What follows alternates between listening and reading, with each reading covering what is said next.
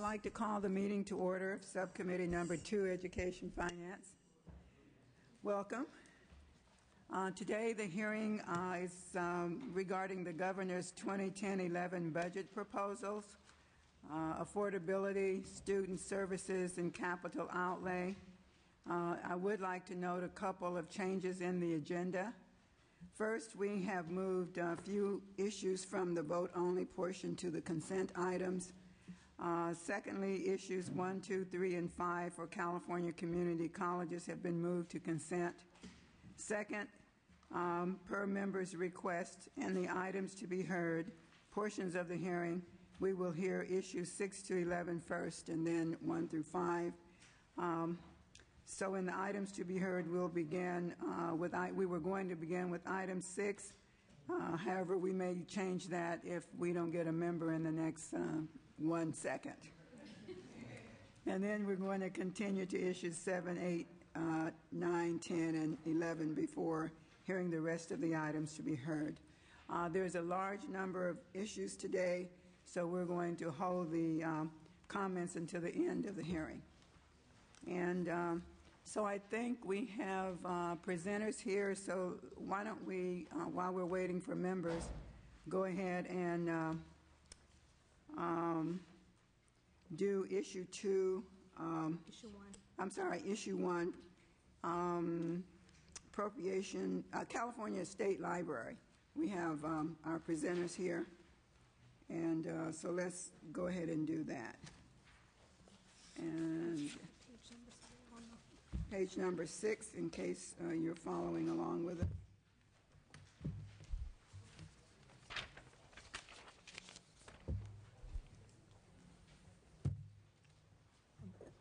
We'll start with who? Good afternoon. Elio? Yeah. Mark Whitaker, Legislative Analyst Office. This issue relates to the California Cultural and Historical Endowment, which is within the California State Library. This program was approved in legislation and then funded with funds from Proposition 40. The governor requests that an unappropriated bond balance of $2.7 million go to the endowment to support both local assistance projects and state operations. What the endowment does is provide local assistance grants to nonprofit agencies and local agencies to protect and California's historical and cultural resources, and they received an original appropriation of $128 million, with $6.4 million of that for their administration and state operations costs, which is 5%. And this conformed with the enabling legislation that capped state administration spending at 5%. This proposal by the governor's office would exceed that 5% cap for state operations by spending $2.2 million of the $2.7 million on state operating costs and only $500,000 on grants to local assistance. The two reasons given for increasing the state operations costs are that there's extra time necessary to finish some of the grant projects because of the delay in bond funding due to the freeze in the pooled money investment account, and also because the endowment needs to finish start and complete a survey that was required by the original legislation. This survey was originally due in 2005 but has yet to be started, so they would like to spend additional funds on that.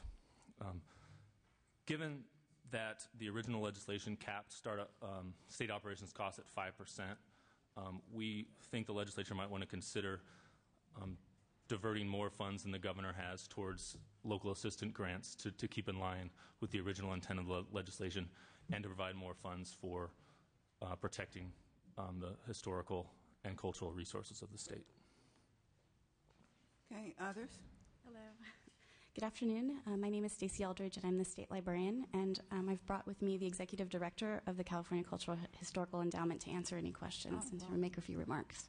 Mimi Morris. Good afternoon, Madam Chair and members of the committee. Thank you for this opportunity to explain our request. The California Cultural and Historical Endowment, often referred to as the CCHE for syllable saving purposes, was established in 2002 through AB 716. It was first funded, however, through the Budget Act of 2003. And that initial funding appropriation provided $128.4 million for the CCHE. 5% of that, or $6.4 million, was specifically made available for program support. And the remainder, $122 million, was for project grants. The Budget Act of 2003 specified that no more than 5% of that initial appropriation could be spent on program support by either CCHE or state parks. At or shortly after the end of the 2010-2011 state fiscal year, that $6.4 million will have been exhausted. Project grants, however, are only 60% completed, and there is over $45 million still due to 63 active grants. These projects are still in process due to a few factors: delays from the December 2008 bond freeze of over 6 months, the fact that many projects are for restoration of older, historically protected structures that require more time and have more challenges than new construction and therefore require more time, and the fact that these grantees generally have less experience with big construction projects, have fewer cash reserves to draw on, and more limited organizational capacity than for-profit or governmental organizations. The requested appropriation of $2.7 million over 4 fiscal years is intended to provide $500,000 for additional projects identified in the recently concluded competitive process for the residual funds from the original $122 million appropriation for projects. The balance of $2.2 million is requested for program support to ensure that the remaining grantee payments, which are estimated to be at roughly $25 to $30 million at the start of the 2011-2012 state fiscal year, and the grantee organizations themselves are given an adequate level of oversight to ensure appropriate use of those bond funds. The $2.2 million spread over 4 years would be roughly $550,000 per year. We recognize that this request would bring the overall program support costs to 7%, as the LAO pointed out, and this is an amount in excess of the 5% cap identified in the original appropriation from the Budget Act of 2003. However, there is no program support restriction on the 2002 Proposition 40 subfund from which this appropriation is requested, nor is there any cap on program support costs in general obligation bond law. The Department of Finance has researched this issue, and their bond attorneys rendered an opinion on it. We recognize that it is not an ideal option to utilize long-term financing, such as bonds, to pay for ongoing programmatic expenses. But the alternative is either insufficient program oversight for a multi-million-dollar program or a general fund impact to the California State Library, because in the absence of this funding appropriation, the State Library would need to step in and absorb the oversight responsibilities and corresponding costs. State Librarian Stacey Aldrich may wish to speak to these issues. Thank you. Yes. At this time, with the number of positions that we have lost due to the budget, we've lost 22.5 positions. We're standing at core mission at this point, and to take on additional staff would be very difficult. It would start to impact our core mission of the State Library. We could potentially take on the oversight, but to take on staff would be very difficult for us to do. Thank you. Okay. Any other comments from the panelists? Good afternoon. Lyndon Del Castillo with the Department of Finance. Just want to reiterate one thing that Mimi mentioned. We did have our attorneys look into this issue, and they believe the 5% cap only applies to the original appropriation in the Budget Act of 2003 that was specific for the endowment. These residual funds that are the source of the request does not contain a 5% cap, so we don't think that it would apply. Good. Thank you. Thank you. Members? Mr. Chesbrough.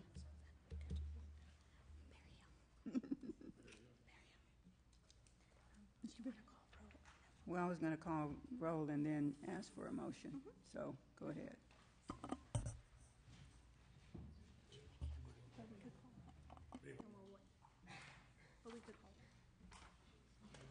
What's the problem? We need one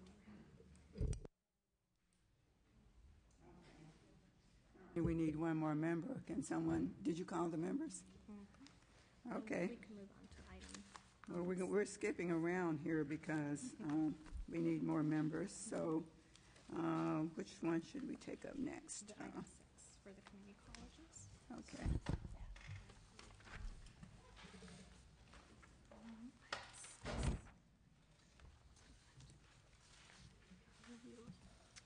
Okay, Does that, we're going to go on to issue number 6. It's on page 20. And they have different page numbers. Items to be heard. University of California, Cal State Universities, Community College, California Student Aid Commission. And we're going to do issue 6. that's for them. That's page 37. Okay. So we're moving around, so the audience, if your page number is different, I think your page number is 37. Issue 6 is community college. Okay, so I heard, she said Cal State University. Overview of the California Community Colleges funding and flexibility proposals. You're back in your old job.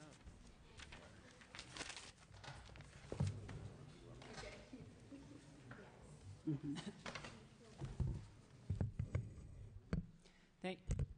want to get started? Thank you, Madam Chair. Paul Steenhausen with the Legislative Analyst's Office. So this is issue 6, overview of community college funding and flexibility proposal. We've discussed this in previous hearings, so I'll keep it brief. It's just an overview of what the governor's proposed, and of course it could change in the next few days. But as we've discussed before, the community colleges fared fairly well in 07-08 and 08-09 in terms of funding. But by 2009-10, the revenues had dropped in the state so much. Proposition 98 minimum guarantee had dropped as well. And so community college programmatic funding was reduced in the enacted budget by $385 million compared with 2008-2009. It's a drop of 6%. As we'll discuss later, the categorical programs were impacted the most, proportionally speaking. For the governor's budget, the January 10 budget for 2010-11, as you might recall, under Proposition 98, child care and K-12 would receive programmatic funding decreases of $2.2 billion in total. Community colleges, on the other hand, would get a slight augmentation. They would get some additional enrollment money, which is partially offset by a couple things, including a negative cost of living adjustment. As you've heard from the community colleges, and I'm sure they'll tell you again, they sincerely appreciated the governor's proposal. They were treated, very well compared to the rest of the state and compared to K-12 and child care. They'll tell you, though, they're still in a very difficult situation, even with this proposed budget for 10-11. The categorical programs would still be at that low level. In fact, they would be a little bit lower than in 9-10. In addition, they're experiencing they're serving about 90,000 full-time equivalent students, about over 200,000 in terms of actual students, head count, more than they're receiving funding for. So there's a lot of these overcap students. So the governor's acknowledged this funding difficulty and has proposed to expand district flexibility over the limited resources that the community college districts do have or will have in 10-11. So, for example, he proposes to contract out for non-instructional, make it easier for districts to contract out for non-instructional services. He proposes to suspend all community college mandates. We discussed that earlier this month. He proposes additional categorical flexibility on top of what the colleges were given in the current year. And he also proposes to suspend a requirement on the number of full-time faculty that the districts must employ. And we'll go through each of those in subsequent issues. Okay. Department of Finance. Ed Hansen, Department of Finance. The staff analysis pretty lays out correctly the basic workload adjustments to the governor's budget. As the LA stated, the governor's budget provides $126 million in Proposition 98 general fund to sustain current enrollment. This augmentation would buy out approximately 26,000 of unfunded FDS that is currently being reported by the Chancellor's Office. The Governor's budget includes a base adjustment for a negative 0.38% COLA that generates a savings of about $22.9 million, of which $22.1 million is related to apportionments, and about $800,000 is related to specific categorical programs that receive COLA adjustments. Just like to note that this base adjustment is consistent with how K-12 programs were treated. And the other base adjustment was that the Governor's budget includes $163 million to pay for the additional deferral that was included in the 09 Budget Act. Okay. Community College. Sure. I'm Eric Skinner with the California Community Colleges Chancellor's Office. I would just add that I do think that clearly the current budget context is critical to understanding what the colleges are going through. In the current year, the 8% budget cut, $520 million, has significantly reduced the capacity of the colleges to serve students. Those cuts were both in our student services support programs, which were cut 40% on average. Funding for counseling, for instance, though, was cut by 50%. So you can imagine on the local level trying to deal with reductions in resources of that magnitude is a very difficult challenge. The funding for instruction was also cut significantly at the very time when we're facing unprecedented enrollment demands. And we covered that in an earlier hearing, but we're currently the colleges are serving about 200,000 students on a headcount basis beyond what they're funded for, and they're not going to be able to sustain that. And so that's why we are very appreciative that the governor has proposed that enrollment growth funding of $126 million, and it will cover roughly a third of those students. But, you know, just so we're not glossing over it, that still means 140,000 students being turned away, and that's a big step backwards for the students, for the colleges, and for the state. And then I understand we're going to go through each of these proposals in turn. Right. Thank you so much. Members, this was an information item, so unless you have any questions. Just you have one a question? Yes. The contracting out of services, do you want to elaborate on that just a little bit? What we are going to hear that. No, I know. I just wanted to just have some comment about that question. Something to think about. Can you add something to that? Sure. Would you like me to Go ahead. move on to? Okay. So I believe you've heard that this issue on the K-12 side, the governor's proposed to ease restrictions on contracting out for K-12 and community college. If you recall, with K-12, the governor attaches a reduction of $300 million in revenue limits. It's attached to this recommendation. There is no, while the governor proposes to make the same changes, modifications to the contracting out law for community colleges, he doesn't attach some sort of reduction in funding for the community colleges, should that be adopted. So currently, districts can contract out for a number of non-instructional services, such as in the cafeteria, for community colleges, the bookstore, payroll, maintenance, that sort of thing.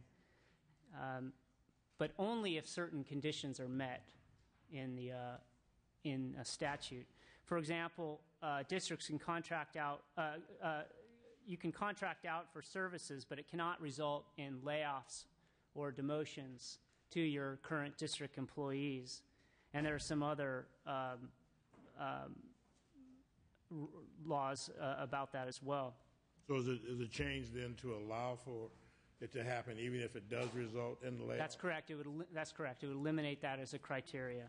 All right. So the governor's proposed to ease restrictions so it's easier for districts to bid on the open market for some of these services, and we think it'll likely result in some savings to the districts. It's really unknown, you know, the extent, but it just gives the districts that flexibility. So that answers my question, Madam Chair. I just wanted to get a clarification that it would actually lead to additional layoffs. Well, actually, that leads into issue 7. So right now we're going to call the roll and then continue with this issue. Assemblymember Carter, Here. Berryhill, Brownlee, Chesbro, Fuller, Swanson. Present. It's issue 7, so we're going to go ahead and continue with the issue. So, Department of Finance. Yes, thank you. As the LAO stated, this proposal is consistent with the administration's proposal on the K-12 side. The changes proposed are very subtle changes in the current contracting out services law. As the LAO stated, the current law allows districts to contract out certain non-instructional services such as janitorial or landscaping functions if it can achieve savings, provided that the savings will not result solely from lower contract pay or benefits, and that contracting out will not displace workers through layoffs, demotions, or involuntary transfers.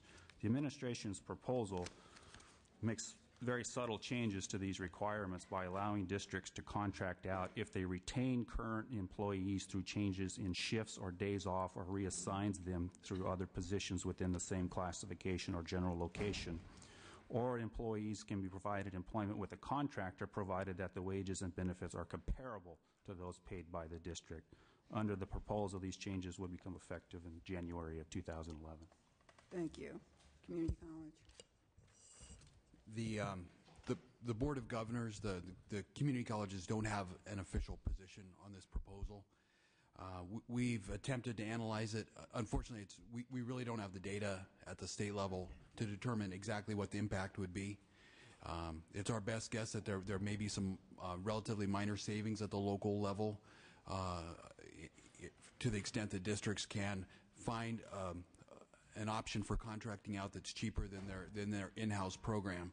But we don't have a dollar amount to associate with that. It's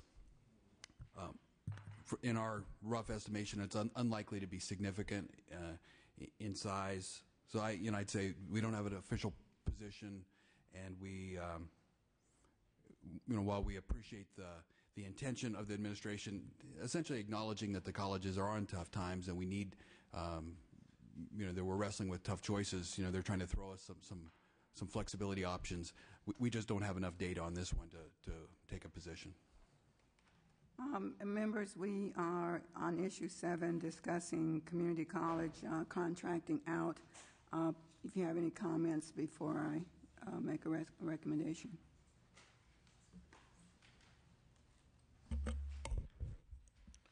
Well, any comments, anyone? Are we going to have any vote public reaction to this? After the at the end of the session? Are you asking for a public comment before you vote on this? No, I mean, yeah. If we're going to actually vote on it, there should be some public comment. Mr. Swanson is asking for a public comment on this issue before the committee votes.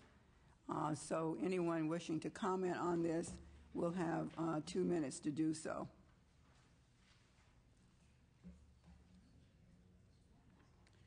I'm recommending that we reject the governor's policy proposal to make changes to the current law governing schools contracting out, and I'm asking for a motion. So move. Second. It's been moved in second that we reject this policy proposal. Call the roll. Assemblymember Carter, Aye. Berryhill, no. Brownlee, aye. Chesbro, aye. Fuller, no. Swanson.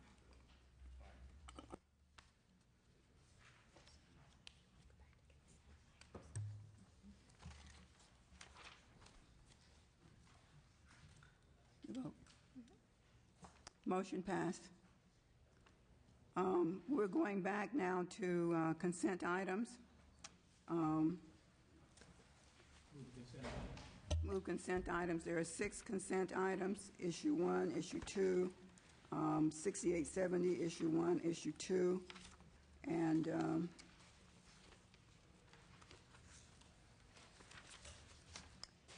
Issue 3 and Issue 5. A motion to approve. You just made a motion, Mr. Chesbro. Was there a second? Second by Ms. Brownlee. And you call the roll, please. Assemblymember Carter, Aye. Berryhill, aye.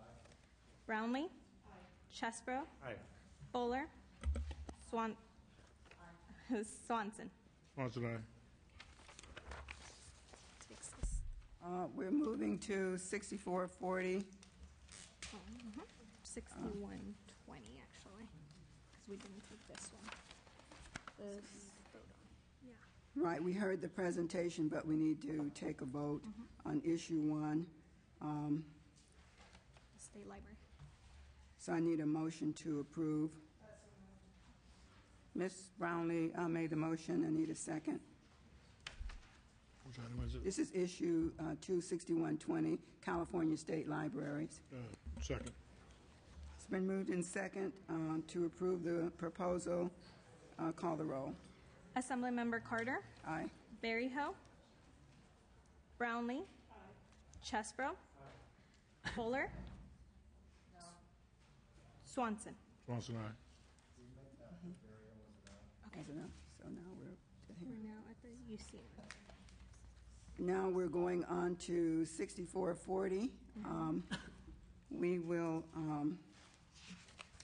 there's no presentation on that, so I'll need a motion to approve the proposal. So moved by Mr. Chesbro. Need a second. Second, Ms. Brownlee.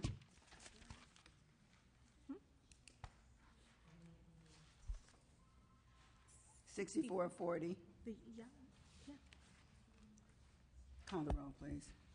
Assemblymember Carter. Aye. Berryhill. Brownlee. Chesbro. Fuller. Swanson. Swanson, aye. And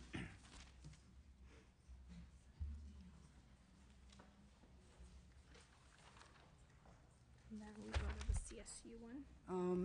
And There's no presentation for 6610. There are issues 1, issues 2, and issues 3. Motion to approve.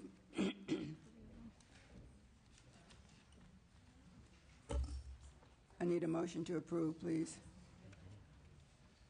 Okay. Second. It's been moved in second. Call the roll.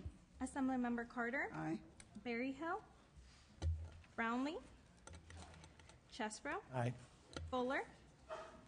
Swanson. Swanson, aye. Okay. California Community College, issues 4 and 6. I'll need a motion to approve. There's no presentation. Taking those together? Yes, 4 Okay, I'll and move 6. items 4 and 6 under community colleges. Yes. I move them. Moved by Mr. Chesbro, second by Ms. Brownlee. Call the roll. Assemblymember Carter. Aye. Berryhill. Brownlee. Chesbro. Fuller. Swanson. Swanson, aye. Did we do this one? And then we've already.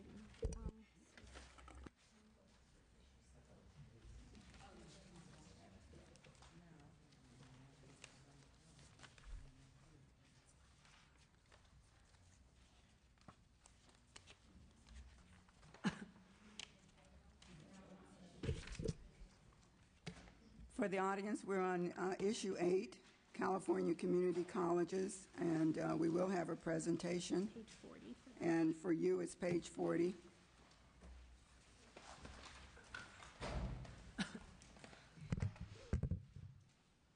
Go ahead, please. Thank you, Madam Chair. Community colleges employ full-time faculty as well as part-time. You'll oftentimes hear the full-time called permanent and the part-time adjunct faculty. The Education Code includes legislative intent that 75% of credit instruction be taught by full-time faculty, with no more than 25% of credit instruction taught by part-time faculty. You'll often hear referred to as the 75-25 law. Now, this is legislative intent. The Board of Governors established regulations that require districts to move closer to that 75% target, and that regulation is oftentimes called the full-time faculty obligation number, or FON. Under the regulations, districts must employ a certain number of full-time faculty and increase that number over prior years in proportion to growth in credit enrollment. These regs, these so-called FON regulations, include financial penalties for districts that don't meet that requirement. In light of the fiscal situation, the limited dollars available to the districts to provide course sections to students, the governor has proposed suspending the law and with it the regulation until 2012-13. We recommend approval. Given circumstances, we think it's sensible to leave the decision of what type of faculty employ up to districts, let them decide allocation of resources. And we do note the absence of research, of data pointing to any particular number or percentage of faculty that should be full-time in order to optimize student success. So let districts decide on that and what's the best interest in their finances and students' needs. Okay, Department of Finance. Yes, Ed Hansen, Department of Finance. This proposal is similar to the Contracting Now proposal, where the administration is trying to increase flexibility at the local level. The LAO lays out the issue very well. We believe that by suspending the 75% law, it will allow districts increased flexibility to manage their budgets in these constrained times. Just also note that we did not score any savings for either the 75% law suspension or the change in the contract out. It's simply flexibility. There might be some minor savings at the local level, but it's really about flexibility and letting the locals decide how to allocate or use their resources. Okay. Community College. The Board of Governors has not taken a position on this proposal. They have, I think Mr. Steenhausen did a good job of laying out the law and then our regulations also for the 75-25 law. And one of the features of our regulations is that the Board of Governors has the authority, based on their assessment of the enacted state budget, they can make a determination that faculty obligation should be frozen and not go up in the next year. And the Board of Governors has taken that action both for the current year, and then they've also made that determination for next year.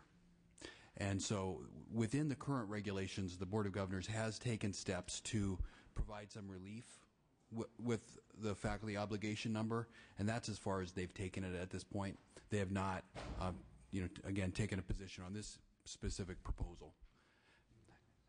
And I would just simply note that from a technical perspective, I think there are some challenges of instituting a suspension of the faculty obligation number because it's temporary in nature, and so districts will need to plan ahead towards the end of the suspension period.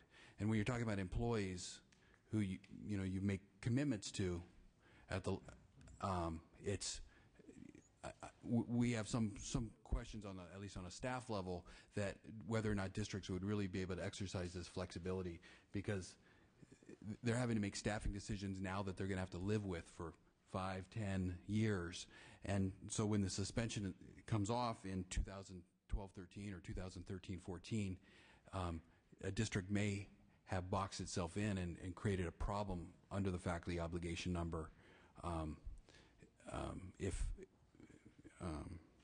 again, if it didn't kind of plan towards that long-term obligation. So again, it's the long-term employment commitments aren't a good fit with this kind of short-term suspension of this law. Comments from members? Yeah, this seems clearly to be a policy question. I mean, and has a number of policy implications, and so why wouldn't this matter be more properly put before the policy committee before we would take any action like this?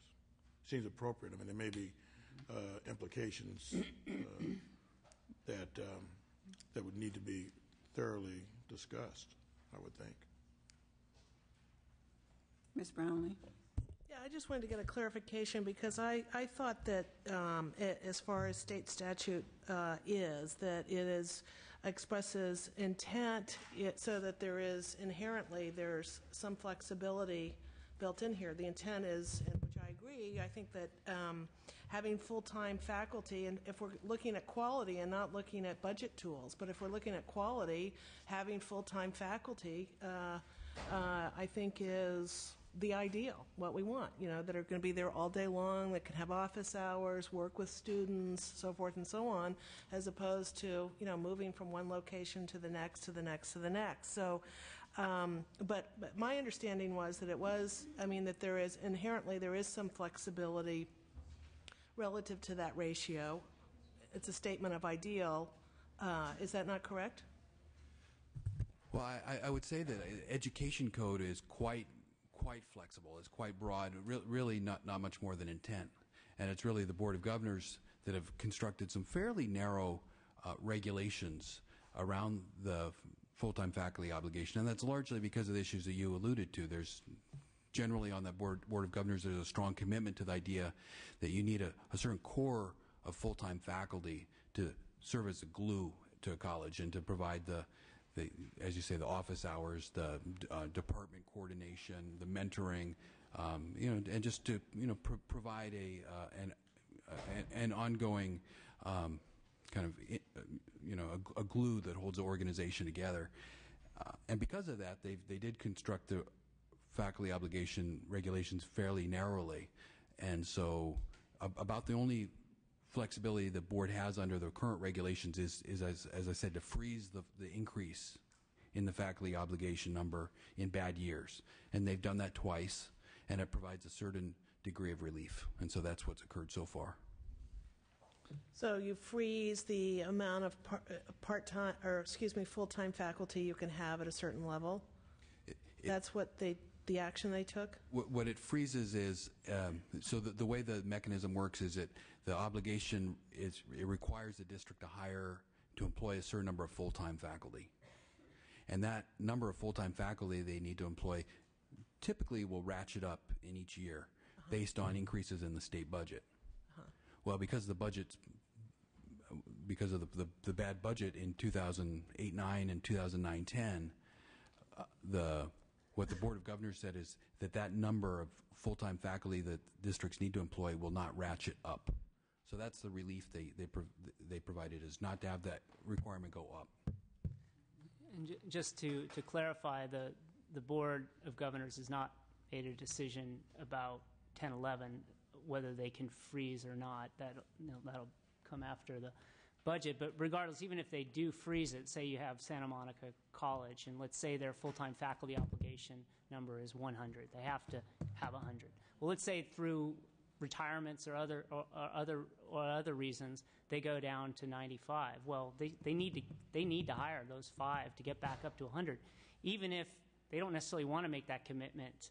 It's a long-term commitment to hire 5 more, and maybe they want to use that money instead to hire some counselors that they let go, or some other staff that they find even more important. So even with a freeze, districts' flexibility is limited under the law, and the law which gives the regulations its power, authority.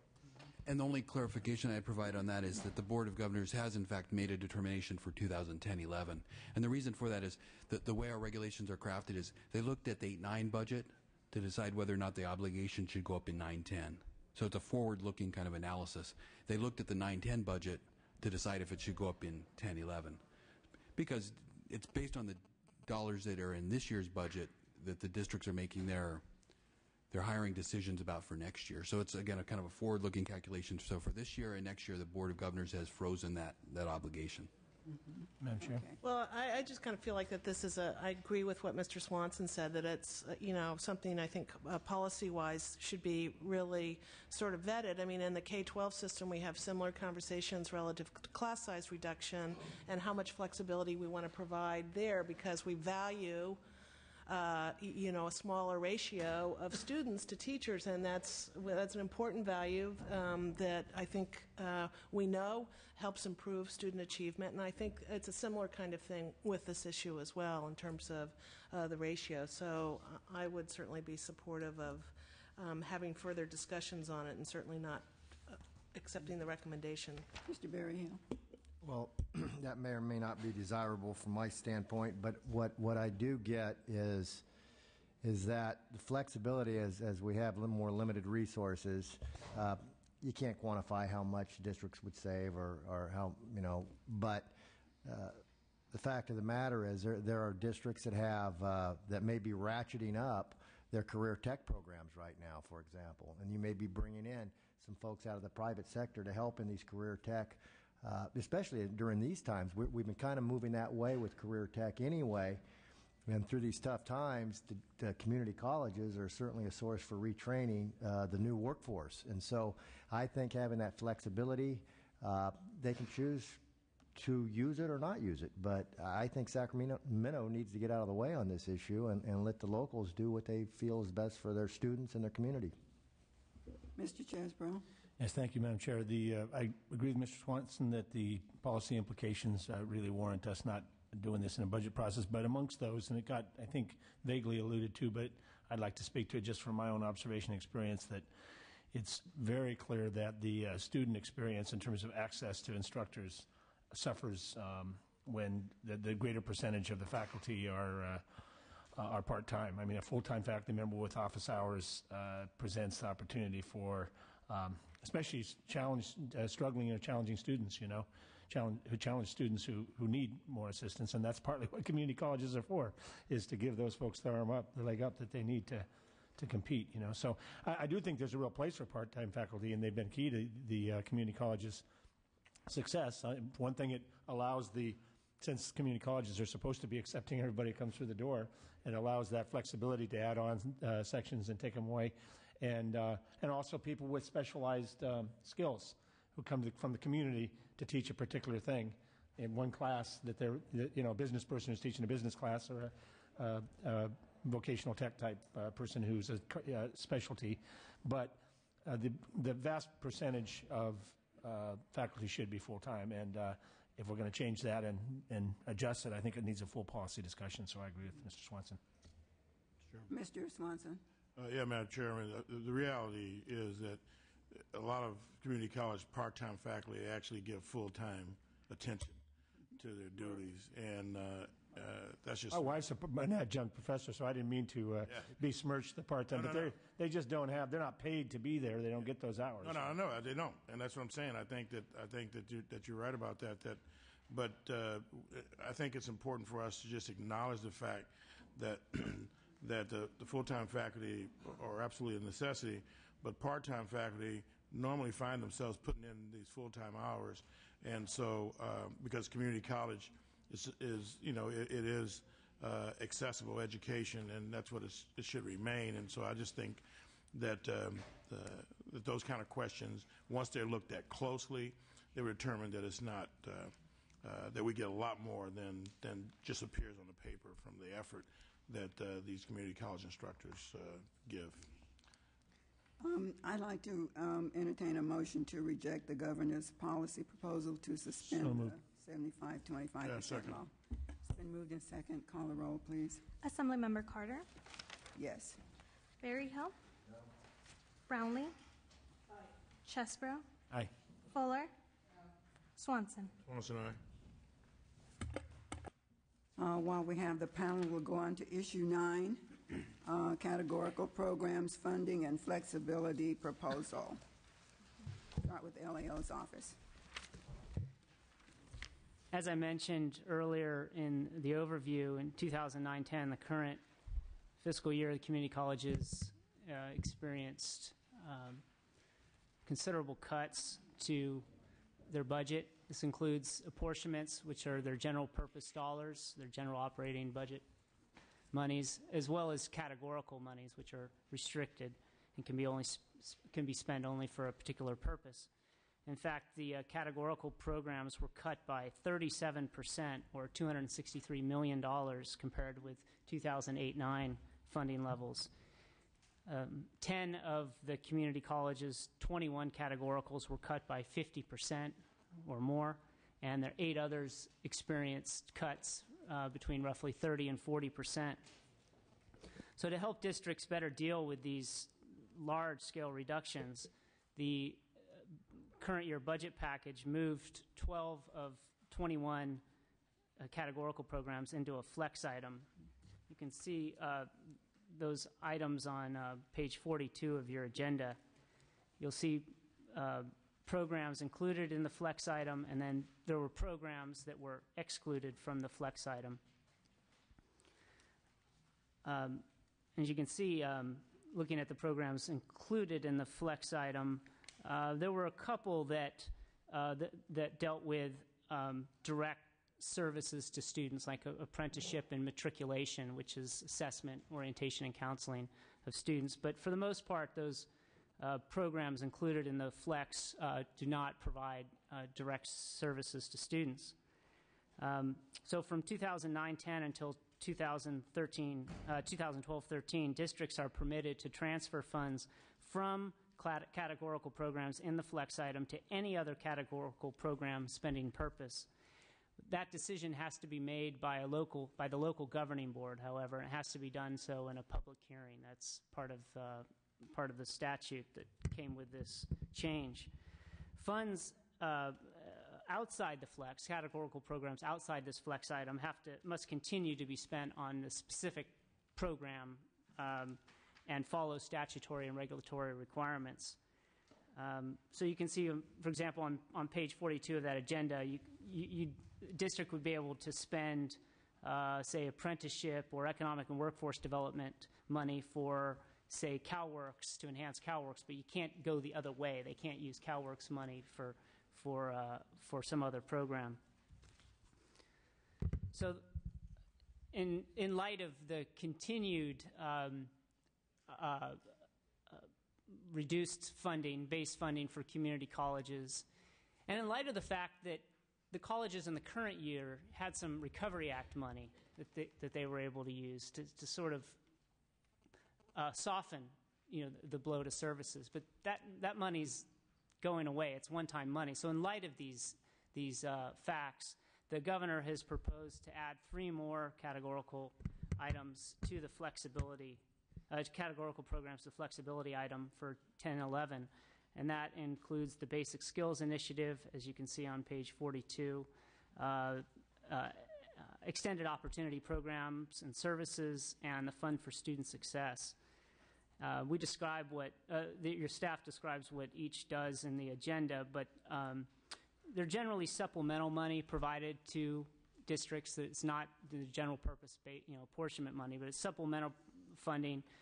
Funds things like tutoring and counseling, or enhanced tutoring and counseling to students from certain groups, particularly underprepared students. In addition, the governor would remove a categorical program from the flex item, both in the current year and budget year, and that's the Career Technical Education Pathways Initiative. So he's proposed to remove that. And this initiative is also supplemental money. It's not funding base career tech programs, the classroom instructors. It's supplemental money. It actually was authored by then Senator Scott, SB Senate Bill 70, a couple years ago. And what it's designed to do is enhance the alignment and collaboration around career technical education between K-12 and community college system. So the governor proposes to take it out of the flex item, and he proposes 2 funding sources for the Career Tech Ed Pathways Initiative. And that's on page 45 if you want to see Career Tech. If you go to 10-11, what's proposed, he proposes a total of $68 million for the program. $20 million of that would come from Proposition 98, which is the categorical program. And that would be, that $20 million is essentially created by cutting $10 million each from EOPS, the Extended Opportunity Program and Services, and also a part-time faculty compensation program. So he proposes $20 million of the 68 from Proposition 98, and then $48 million from this Quality Education Investment Act, which is money from a settlement from a few years ago involving the governor and the California Teachers Association. So given the level of these cuts, And given the fact that the one-time money is going away, we recommend adding these three categoricals to the program: the Basic Skills Initiative, EOPS, and Fund for Student Success. The intent is to allow districts to choose. They can choose to maintain how they do things now, albeit with this greatly reduced funding level, but they can decide to try to keep doing what they're doing, or give them opportunity to innovate and rethink how they deliver student services.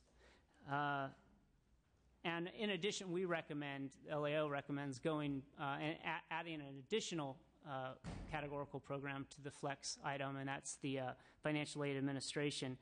And the intent is to allow districts to select the best strategy to help financially needy students, and maybe combine it with other programs that also serve needy students or underprepared students. With regard to the Career Tech Education Pathways Initiative, we recommend funding the program in 1011 entirely out of the Quality Education Investment Act, those non-Proposition 98 monies. That's $48 million, which is a considerable sum, especially given all the cuts elsewhere to community colleges and certainly elsewhere in the state. So we recommend no funding for career tech pathways out of Proposition 98, just the 48 out of the QEIA.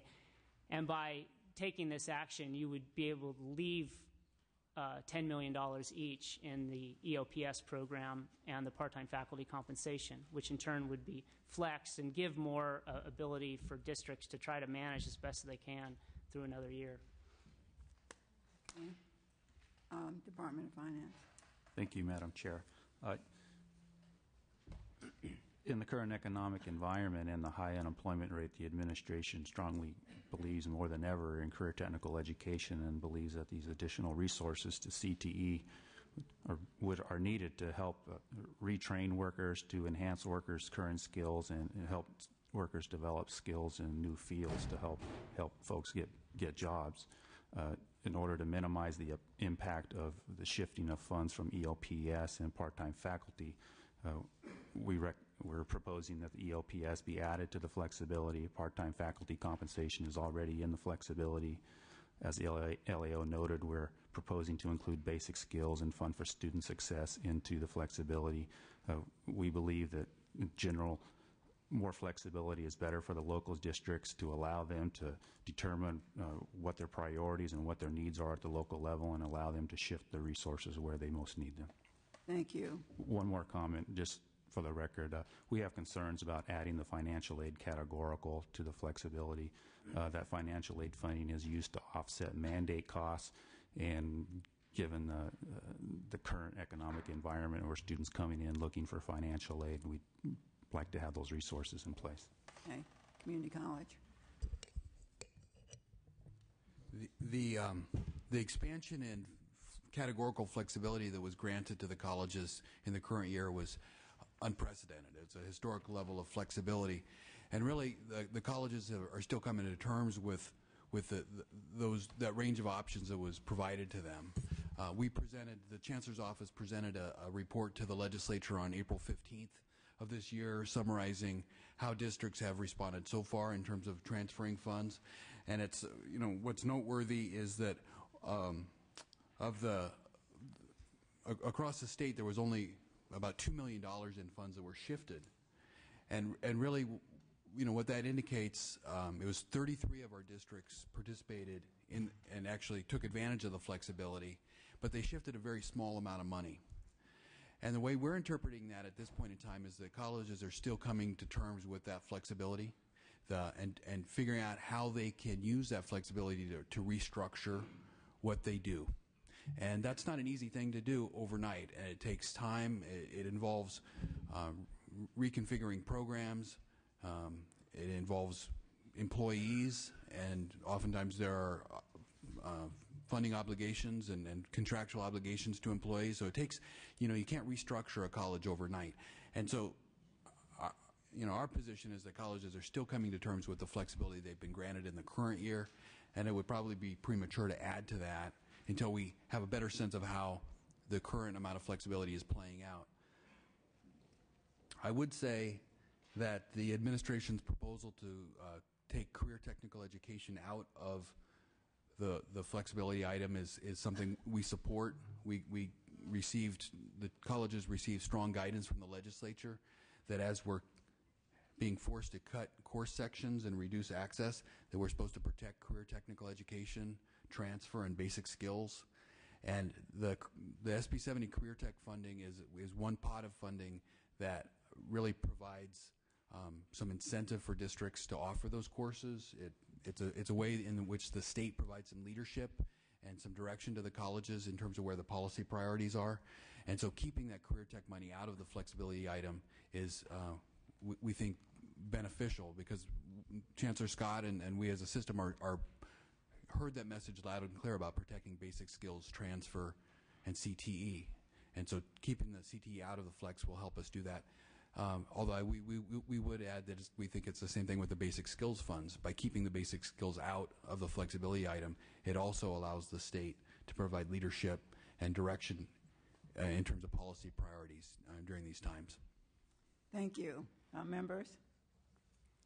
Ms. Brownlee? I had a question on the, back to the funding for the career technical education. How is it being funded in the governor's proposal? Is it through, Sure. kind of, Yeah. it's through QIA funds? Excuse me? It's through QIA funds? That's right, yeah. Page 45 of the agenda has the two pots of funding. If you look at, you can see the total, the last column, and you can see for 10-11 as proposed, the governor's proposing a total of $68 million for this Pathways Initiative. Of that, $20 million would come from Proposition 98. It's just, the regular categorical money, and then $48 million from the QIA, the QEIA, the settlement agreement reached a few years ago, that provides funding to K-14 over a 7 or 8 year period. Okay, so this is the community college portion of QIA. That's right. Okay. That's right. Okay, I see. Well, I just wanted to say that in terms of the EOP program, I've had more students come to my district office and talk to me about this particular program, and it is a program that has been cut quite significantly over the last few years. I think their budget has at least been cut in half already, and this is a program that really is one of very few programs that really it extends itself to our most vulnerable students and adults in the community, and I just see this as a very, very important program, and I think the funding and basic skills in combination with the EOPS program, provides those services that are so critically important. So I would certainly not like to see us move in that direction at this particular point in time. The career technical education piece of it, I'm willing to look at that. Certainly, I think career tech is important and an important function for community colleges. But the EOPS program and basic skills, I would just be absolutely opposed to putting that into a flexibility pot. Others? Mr. Swanson. I'd just like to join Ms. Brownlee's comments and just say that we just sort of have to keep our eye on what works, and there ought to be credit for what works, and EOPS works, and I think the reason why we make some decisions to include things in and not include others is because we want to guarantee that in fact that's available, and that's why these decisions should never be rushed, and we should also take our time, because in some cases we actually need to figure out how we shift more funds into programs that are working, because they tend to give us even better results. So I agree wholeheartedly with my colleagues' comments on that. Thank you, Mr. Swanson. Others? Well, on that issue, I recommend that we hold it open until the May revision. So I'd like for the panelists to stay up because we're going to go right into to modify the 50% law. So if we could start with the LAO's office, this is an information-only item. Thank you. We mentioned in the overview a number of proposals by the governor to increase flexibility to the colleges.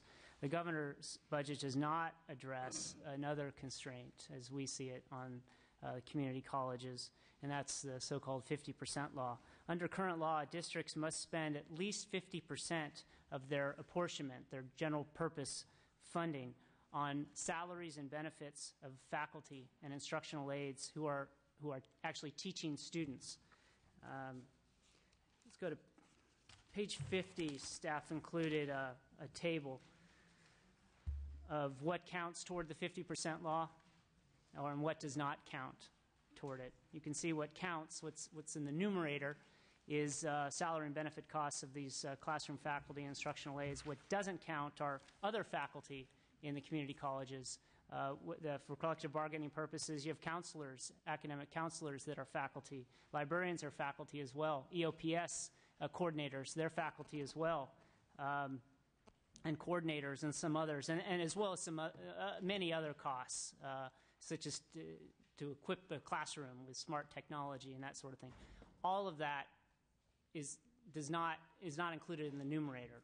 It's not on the right side, so-called right side of the 50% law.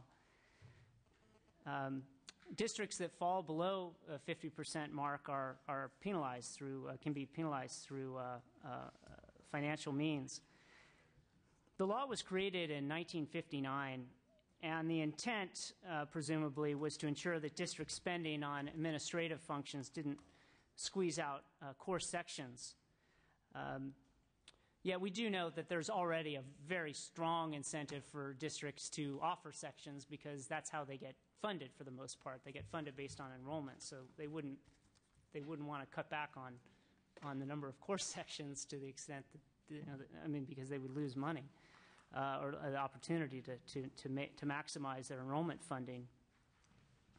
Most of the community colleges are hovering at about 50%, 51, 52%, somewhere around there.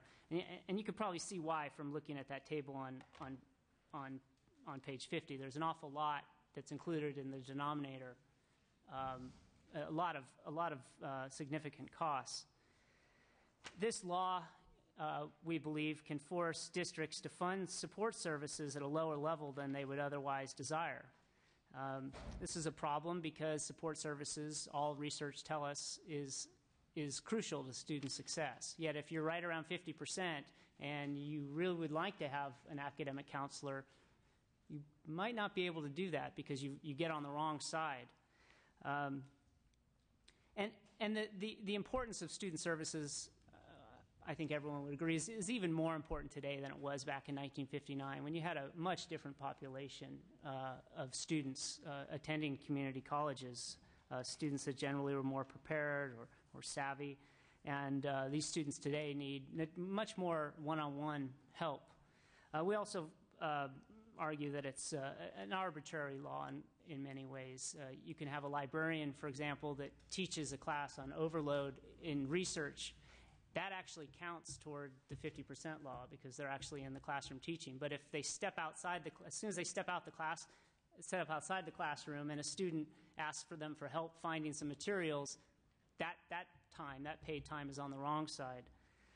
So we recommend amending statute to include counselors and librarians as part of expenditures on instructional costs, or alternatively, the legislature might choose to suspend the law until 12/13 as the governor's proposed for the 75-25 law. Okay, Department of Finance. We have mixed feelings about the proposal. We appreciate the flexibility. However, we do have some concerns about maintaining general purpose funding for core instruction. Community college. This is another area in which the Board of Governors has taken some action. They, in order to provide some districts with relief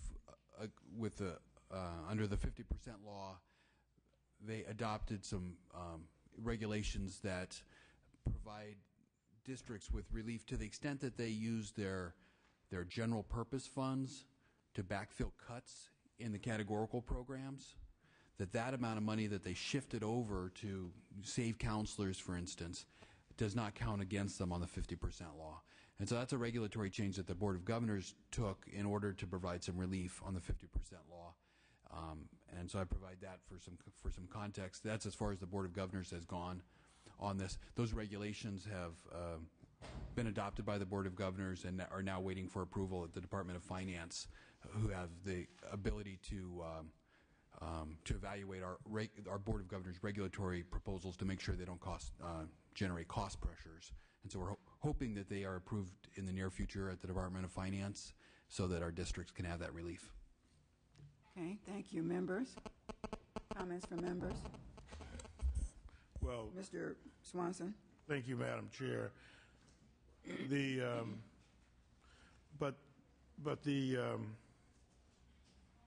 It seems to me that this 50% law sets up a floor for instructional guarantee in the debate over budget priorities and mission. And so, I mean, some would even argue that that there should be even more protections against moving in the directions being proposed here. And so if there was any other item that needed to have a full discussion in terms of implications, it would be this one, because once you start taking resources out of the classroom, it's very difficult to introduce those, particularly in tough budget times. But so I think that this matter would require a lot of discussion, but I think it moves in the wrong direction, and we should do all we can to actually protect the integrity, availability, competence of the classroom, and that's about all I want to say about that. Okay. Anyone else? This item will come back. It's information only today, but it will come back for our discussion and review. I'd like to modify the schedule one more time. We're going to go into issue 11. 11 is the Charles Drew University of Medicine and Science. Because of travel arrangements, we're going to ask Mr. Dimely and Dr. Baker, Dr. Lau to come forth.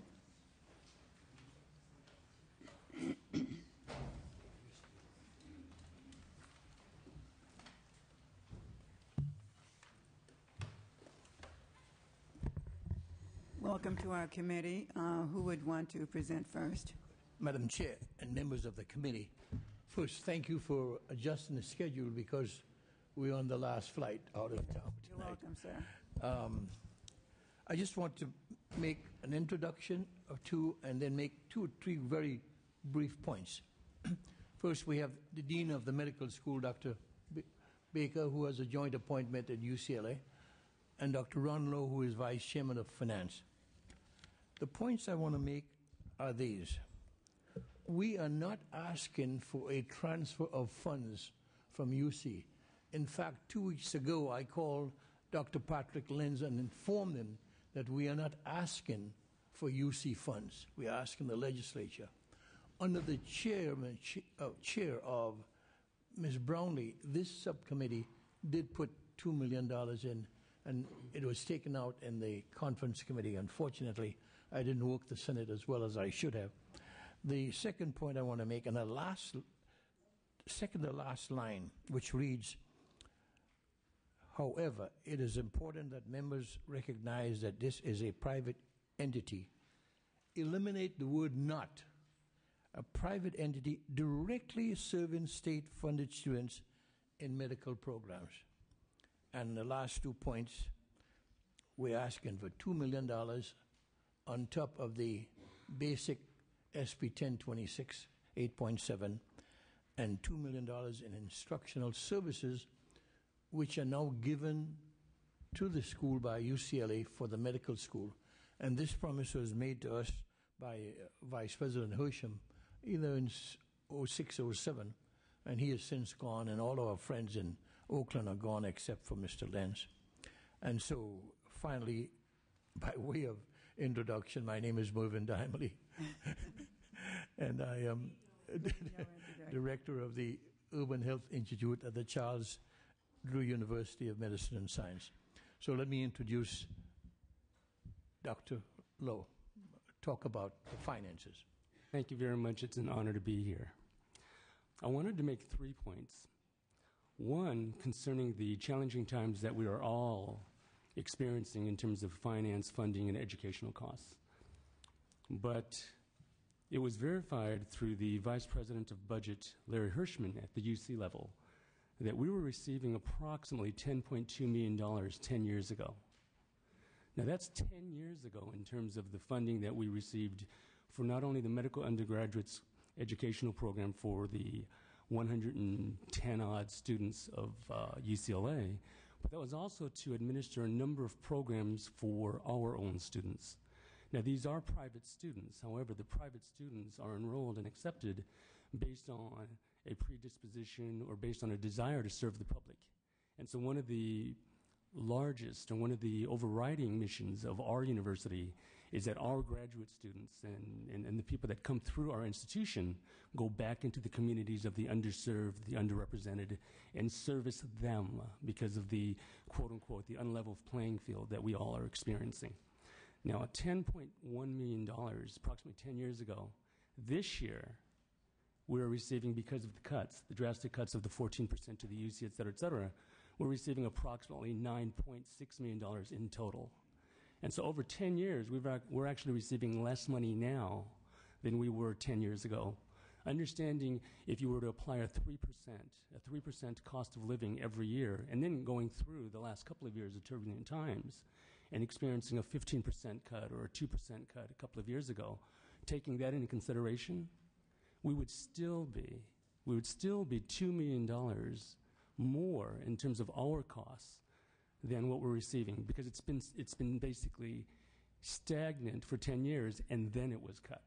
So I wanted to make that point because we're operating today at 5% less money than we were in 2000. Point number 2, one of the things about the programs and the thing that isn't clear is the fact that we have a lot of programs supported by the legislation of SB 1026. We fondly call it the Mervyn Dimely Bill. But one of the things that we do is we educate hundreds of physician assistants. We educate pharmacy technicians. We educate little kids as young as 5 years old through high school on Saturdays in terms of teaching them science and preparing the future health professionals. And so we do those kinds of things in support of, quote unquote, trying to get these students, trying to get our graduates to not only have skills and education and the expertness to deliver health care, but to do so in those neighborhoods and communities that need it the most. We have done studies. We have compared our graduates and our students to others of like institutions, and a large percentage more of our students stay, not necessarily in Los Angeles, but in communities of the poor, the underrepresented, the underserved, the poor that have no access to and no ability to pay for, quote unquote, what we consider reasonable health care. We have a lot of those kinds of programs, and those are all in jeopardy because of the fact that over the past 10 years, we've received no increases at all. Point number 3 is that the second $2 million that we're asking for, the second $2 million relates to the nursing program. We need to make certain, especially in California with the high deficiency or the high, it's a gigantic gap in terms of the needs of nurses versus the nurses that are available. We need to make certain that the nurses that we train in our new nursing school are of the highest caliber. We want to make certain that we provide the best education, the best conditions, the best tools possible. Now, one of the things in terms of the ramp up of the nursing program, our first cohort of 40 is budgeted to begin this fall. And in a matter of 2 years, we'll have almost 200 nurses. Now, one of the things about the nurses that we want to admit and that we want to educate and train is not only will they be great nurses serving anyone that comes through their institutions, but we want them to have a predisposition and a love to serve the underserved. We look for that in the applicants. We look for that as we go through the curriculum and the training. We put them in settings, in terms of clinical settings, where they will become so in love with those kinds of patients that we hope that they stay in those neighborhoods, whether it be in Los Angeles, whether it be in Oakland, whether it be in any urban environment. We want those nurses to serve the neediest of the needy. Now, $2 million, it will augment the instructional quality of their programs. For 200 students, $2 million is $10,000 a student, approximately $10,000 a student. The challenge is educating one of those nurses, as we've gone through some of the metrics. Educating a nurse at the highest quality is more than $30,000 per year. We will charge tuition, but some of the people that would make the greatest nurses can't afford a tuition-driven model. I mean, if we were just to say, hey, we're going to charge what it costs, we would still have a demand for our program, but those nurses may not be predisposed to serving the underserved. They may not be able to afford those kinds of things. But those are the 3 points I wanted to make, and it's a pleasure to be here. Thank you, sir. Dr. Baker. Well, first of all, I'd like to thank the committee for providing us with time to give you some information. One, I'd like to just describe briefly what has been a very, very productive partnership between Charles River University and UC. We are a private institution with a very public mission. Our mission is to train high-quality health professionals who are committed and uniquely trained to serve in diverse and underserved communities. This is particularly relevant today. There are now 11 million Californians who are living in severe physician shortage areas. And this is from California Medical Board data, 11 million, more than at least 40 states in the union. Some areas are very clear. Central Valley is very clear those shortages there. Inland Empire is very clear the shortages there. However, what's not clear until you get to the sub-county level, 75% are living in urban underserved communities. It's Oakland, Bakersfield, large and small, Los Angeles, large and small communities. So that's almost 8 million individuals. We are very good at placing health professionals in those areas. Looking at our school, we admit, again, 28 students a year, 24 in a regular program, 4 in the UC Prime program. They spend the first 2 years at UCLA. They spend the second 2 years with us. At the end of that time period, they graduate with a degree from UCLA, UC graduates. Every dollar resource that what we utilize is a very cost-effective relationship because every dollar resource that we utilize to create those graduates is a dollar that UC in the state of California does not have to spend. But even more effective than that is that these graduates are much more likely to serve the public mission for California. And this is documented in the medical education literature. We are the most effective institution in the nation in placing individuals in underserved areas. Documented 2 to 3 times more likely to have our physicians be in underserved areas compared to other UC counterparts 10 years after graduation. It's not just when they get out. 10 years after graduation, they are there. We have the highest proportion of graduates in the UC system who are underrepresented minorities, so we contribute. There's also a lot of support for excellence, UC quality, in terms of our graduates. To get to 24 admits, we go through 1,700 applications. I'll go back. 24 admits, we go through 1,700 applications. That's highly elite. We have to do that to get individuals that are committed to underserved communities and can actually go through a top 10 medical school, which is UCLA, and they can do both. And they do well when they do that. Not only do they go through the rigorous program at UCLA, they also have a thesis requirement, one of only 12 medical schools in the country that has a formal thesis requirement, other schools like Yale and Duke. And that thesis requirement is to look at scholarly work of how to transform the types of communities that they'll eventually serve in. They are elected to the National Medical Society and the Elite Medical Society, the AOA, at a rate that either meets or exceeds their UC counterparts. In 2009, 25% of our class, competing within the UCLA class, 25% of our class got honors in the National Medical Society, compared to 16% in the rest of the nation. And after they graduate, they go to places like UCSF, UCLA, Stanford, Harvard, Duke, all across the country. So they're excellent. So again, I just go back to say that I think that this has been a wonderful partnership for everyone, but particularly for the state of California. Thank you very much. Let me close by introducing the senior faculty member at Charles Drew University, Dr. Gus Gill. Dr. Gill is our house historian. And finally, when MLK Hospital closed, we lost 40% of our income. And so that's what we are trying to make up. Loss of income, no cost of living increase, decrease in our funding. We thank you very much, Madam Chair and members of the committee, for accommodating us, and the Speaker's office for helping us out last week. Thank you, Mr. Dimely, Dr. Baker, and Dr. Lau. Thank you so much for your presentation. Thank you very much. Terry, just before you leave, let's have comments from the members.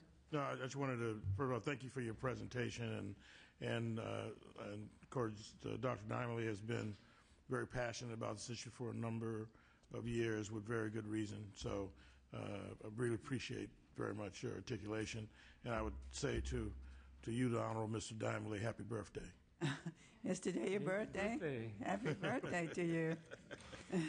All you have to do is to vote for the appropriation for my birthday. Well, this item will be left open, Mr. Dimely. Ms. Brownlee. Yeah, and I just want to say, too, that I really appreciate you all being here, and I really appreciate Mr. Dimely.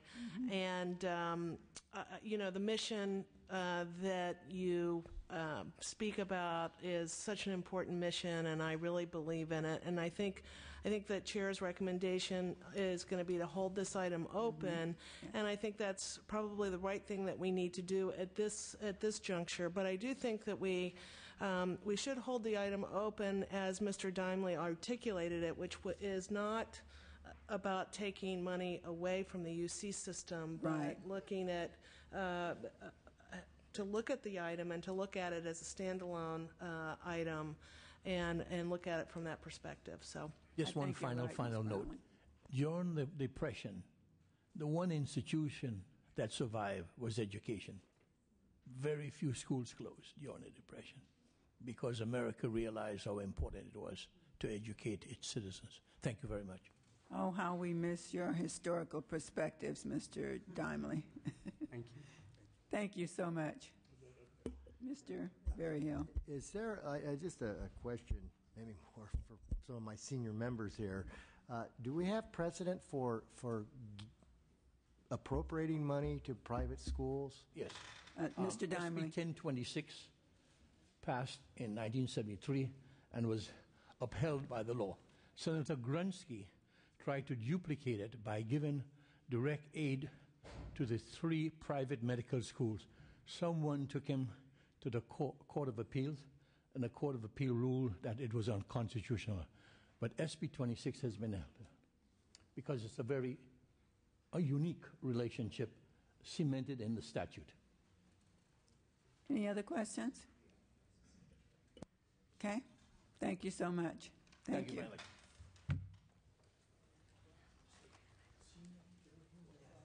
So we're going to go back now to issue number 1, and the issues overview of student fees, and we'll have several panelists. Page 19. For the audience, it's page 19, and we'll have the LAO, Department of Finance, UC, CSU, community colleges, and California Post-Secondary Education Commission. And this will be an information-only item. They're all information. Thank you.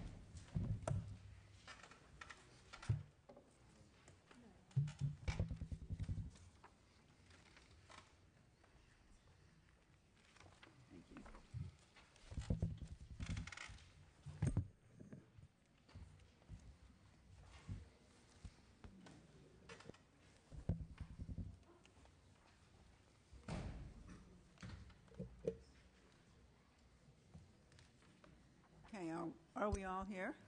Okay, we'll start with the LAO's office. Good afternoon, Madam Chair. Judy Hyman from the Legislative Analyst's Office. Thank you. As you know, student fee revenues work interchangeably with general fund dollars and Prop 98 support to support the segment's core educational activities. As noted in your agenda, beginning on page 19, the universities have increased fees for the past 3 years. This new fee revenue resulting from these increases has helped to offset reductions in general fund support. One result is that UC students graduating this month will have seen increases of more than 1/3 since they began their education, about $2,200 per year in increase. CSU students will have seen an increase of more than half, and that's if they graduated in 4 years. Community college students are also paying higher fees, although their increase is much smaller, only $6 per unit, or about $180 a year for a student taking a full load. Because the community college fees are so low to begin with, even a small increase like $6, however, is a 30% increase.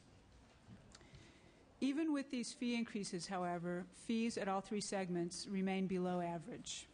With the 15% increase for UC this coming fall, UC is still expected to be below the average for its public research university comparison institutions. CSU remains the second lowest in its group of 16 comprehensive state universities, and the community colleges remain by far the lowest in the nation. Compare their $26 per unit fee to the national average of about $100 per unit. In addition, the fee increases have been offset by increased financial aid, both federal and state, and institutional aid for many students.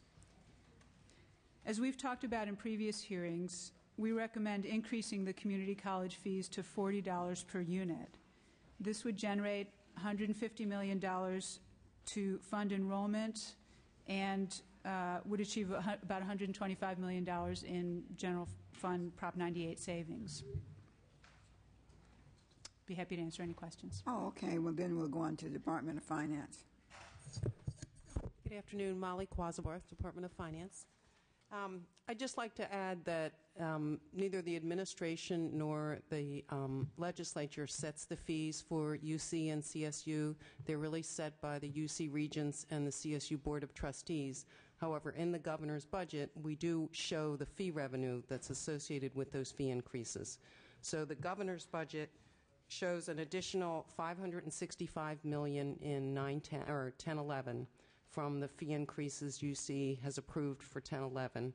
And for CSU, the additional fee revenue is about $153.5 million, assuming a 10% fee increase at CSU in 10-11. These figures do not account for the fact that 1/3 of that amount is set aside for financial aid. Thank you. UC? Thank you, Madam Chair and members. Patrick Lenz. I'm the Vice President for Budget and Capital Resources for the University of California. We've had this discussion, I think, previously as part of the overview. It's been unfortunate, but the fees have been the result of significant budget reductions in state general fund resources. It has not deterred the number of applicants and people seeking access to the University of California. For fall 2010, we saw an increase in applicants to over 100,000. That's historic for us. We made offers for admission for about just over 68,000 students. About 86% of those are California residents. About 14% are going to be non-residents. We don't know what the acceptance rate is at this particular point in time because May 1st is the date for freshmen to declare their statement of intent to register, and June 1st is the date for community college transfers to declare their statement of intent to register. We continue to see an increase in all underrepresented groups. Latino applications were up 5.3%. African American applications were up 3.5%. For Asian students, the increase was 1.7%. So we continue to see a demand for access to the University of California despite the high fees. As the analyst noted, we still remain fairly competitive with those national universities across the country that are part of our peer group. And we think that we would like to find a way to get some future investment by the state to minimize the kind of fee increases that the students have been subject to over the past couple of years. Thank you. Thank you. CSU. Thank you, Madam Chair. Robert Turnage, Assistant Vice Chancellor for Budget for the CSU.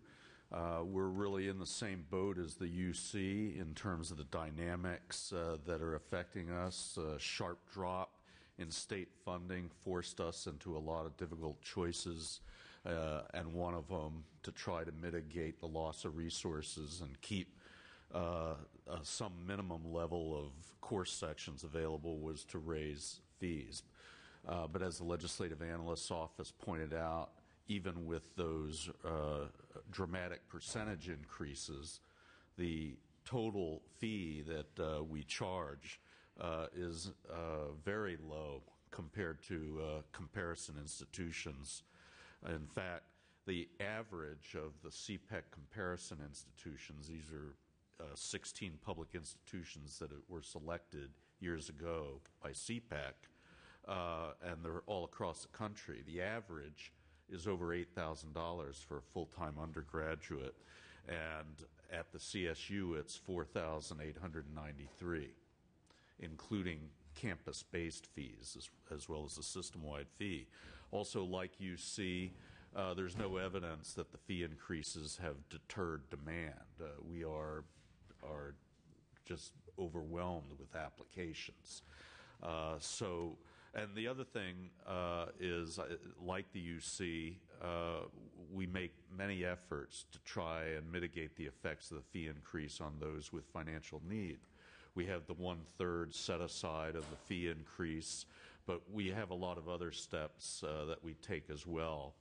And we'll be getting into that in item 2, and I think we'll have some dramatic statistics that we will share with you that show the lengths to which students are protected against the fee increase by our financial aid programs. Thank you. Community College. Good afternoon. I'm Eric Skinner, Vice Chancellor for Fiscal Policy with the California Community Colleges. Unlike the University of California and the California State University, the student fee levels in the community colleges are set by the legislature and the governor in the state budget. And so we don't play, our Board of Governors does not play the similar kind of role as the regents or the trustees in the other systems. As the analyst pointed out, the community college student fees were increased from $20 to $26 per credit unit in the current year. We're thankful that that fee increase was not larger. It was relatively moderate, I think, from our perspective. But that said, it is an additional burden, an additional tax on students in order to pay for that educational service. We're appreciative of the fact that the governor has not proposed any further fee increase for the next year, for 2010-11, and he, along with the legislature, I think have shown a lot of leadership in terms of trying to protect fees, try to keep fees low for community college students, and we hope you're able to maintain that through this tough budget process. Thank you. Commission? Thank you. Kevin Wolfwork with the Post-Secondary Education Commission. And most of the main points of the overview have been made with regard to fees. All we would add is that the Commission always encourages you to keep in mind that students have to pay a total cost of education, and which fees are a component. And so while California does have very competitive fees, most of its higher education institutions are in what you really would call higher cost areas. And this includes a cost of living, books, supplies, transportation, and housing. Now, some would argue that, well, people would have to pay these fees anyway, whether they went to, these costs rather, when they went to college or not. But we would counter by saying if they weren't in college, they'd be earning money to pay these fees, but these costs. But since they're in college, they have to go to school, and so these are real costs to them of education that's foregoing future income. The main point we'd like to leave you with, however, is that the state has really become dependent upon not just higher levels of fees in terms of revenue to run higher education, but having that revenue increase substantially every year. Just a couple of years ago, we were collecting a total of about $3.5 billion in system-wide undergraduate resident student fees as revenue. For the current year, it's closer to $4 billion. For the budget year, it's closer to $4.8 billion. And we would simply say, no matter what one's philosophy is on high fee, high aid, or whatever, the state really can't keep assuming it's going to have $500 million or $1 billion new fee revenue every year. At some point, that simply becomes unsustainable. So we would encourage kind of a sober look at the increasing dependence upon student fee revenues, because even with financial aid and federal tax law and the like, again, this is not a revenue source that is just that could simply never end, and we'd encourage us to keep that in mind right now. Thank you so much. So if we could just continue on with issue 2, which is the overview of financial aid programs. Thank you, Madam Chair. And I neglected to mention with our recommendation for the community college fee increase that our analysis shows that most students would not be affected by that because Board of Governors fee waivers are available to financially needy students and federal tax credits are available to most other students. So that will be my segue into financial aid programs. On page 2 of your handout, you'll see a summary of the components of the costs of attendance that may help set the framework for your discussion of financial aid programs. And I'll go through this very quickly just to point out that, as you see in the graph, many of the costs of attendance across the 3 segments are very similar. These represent average costs for undergraduate resident students at the 3 segments who are living off campus. And by far the largest cost is food and housing, and that's about $10,000 no matter which segment the student attends. As mentioned by CPEC, these are the bigger costs, overshadowing fees. Next would be transportation and personal costs, which add about another $5,000 along with books and supplies. So really the place that the costs differ among the 3 segments are just in fees. If you turn to page 3 of your handout, campus financial aid offices package various forms of aid to meet those costs of attendance. The first step in that package is to take the federal parent contribution, which is calculated by the federal government based on the FAFSA form that the student submits, the free application for federal student aid. So the student submits this form, the feds calculate the parent contribution, and that's the first building block. The financial aid offices then plug in the other pieces, including federal grants such as the Pell Grant that the student's eligible for, state grants such as the Cal Grant, and then institutional grants. And the institutional grants come from taking a portion of fee revenues that students pay. Traditionally, in the last few years, it's been about 1/3 of any new fee revenues resulting from fee increases to provide financial aid to the students at UC and CSU. So those get put together into a package, and then what remains is the student's responsibility. At UC, the student's responsibility, called the self-help portion, is consistent across campuses, and it's set at about $9,100. At CSU, it varies by campus depending on the availability of financial aid resources. And as you can see in our example, the student contribution is actually higher here at CSU, even though the total costs are lower because of the availability of financial aid and the policies for distributing it. The community colleges do not have institutional aid, but as I mentioned earlier, they offer the Board of Governors fee waivers that takes the place. I'll point out also that in order to qualify for these federal grants and state grants, students must complete the FAFSA form. So in our example, if this community college student does not complete a FAFSA form and apply for federal aid, they could be responsible for an additional $7,000 of the cost of attendance. Mm-hmm.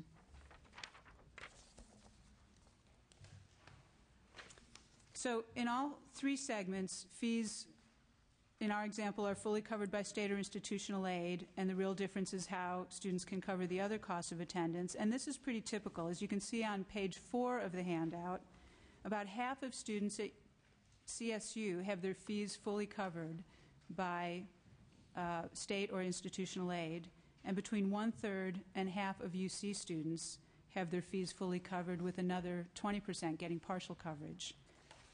Likewise, fees are waived for about 40% of community college enrollment. Page 5 gives you some information about student loan debt in California. Relatively few students report high debt levels.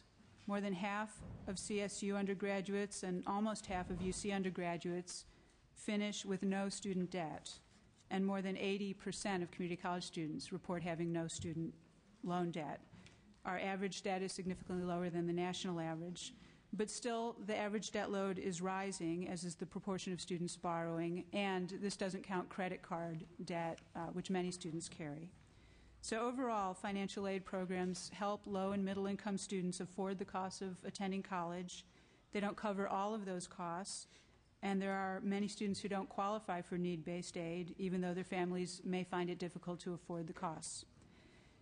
This is especially true for middle income, for students above the median income, students from families above the median income who may make too much money to qualify for the financial aid programs, but not enough money to comfortably afford college.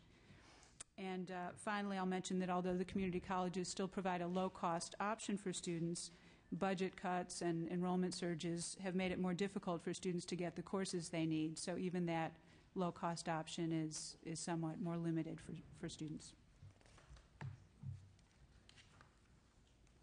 UC. Thank you, Madam Chair. The analyst did a good job in providing an overview here on the financial aid. I just want to make a couple of comments specific to the university. We're kind of in a historic benefit despite the dramatic fee increases when it comes to financial aid from a number of different resources. The university continues to set aside 1/3 for undergraduates for financial aid, 50% of the fee increase for graduates to provide financial aid. The state is continuing to support the Cal Grant program, which we're very much appreciative of. From the federal level, the federal Pell Grants have increased, I think, $691 this past year, and the former Hope Scholarship, the current tax credit, provides a tax credit up to $180,000 for students and their families.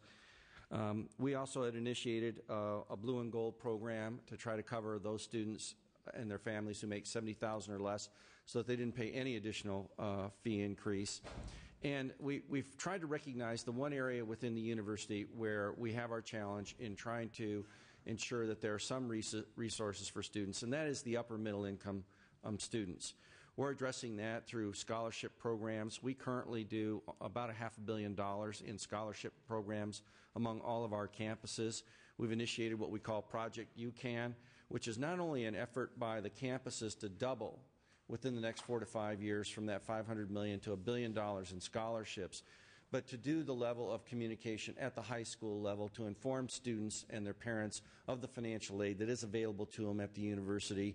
If they meet all the academic eligibility requirements, they shouldn't hesitate to call on our resources to try to see if we can connect them with one form of financial aid, one form of scholarship, one form of benefit that will allow them to come to the university. So we're at a point where we've made a real concerted effort from all sorts of fronts in trying to provide financial aid to students who are faced with these dramatic fee increases.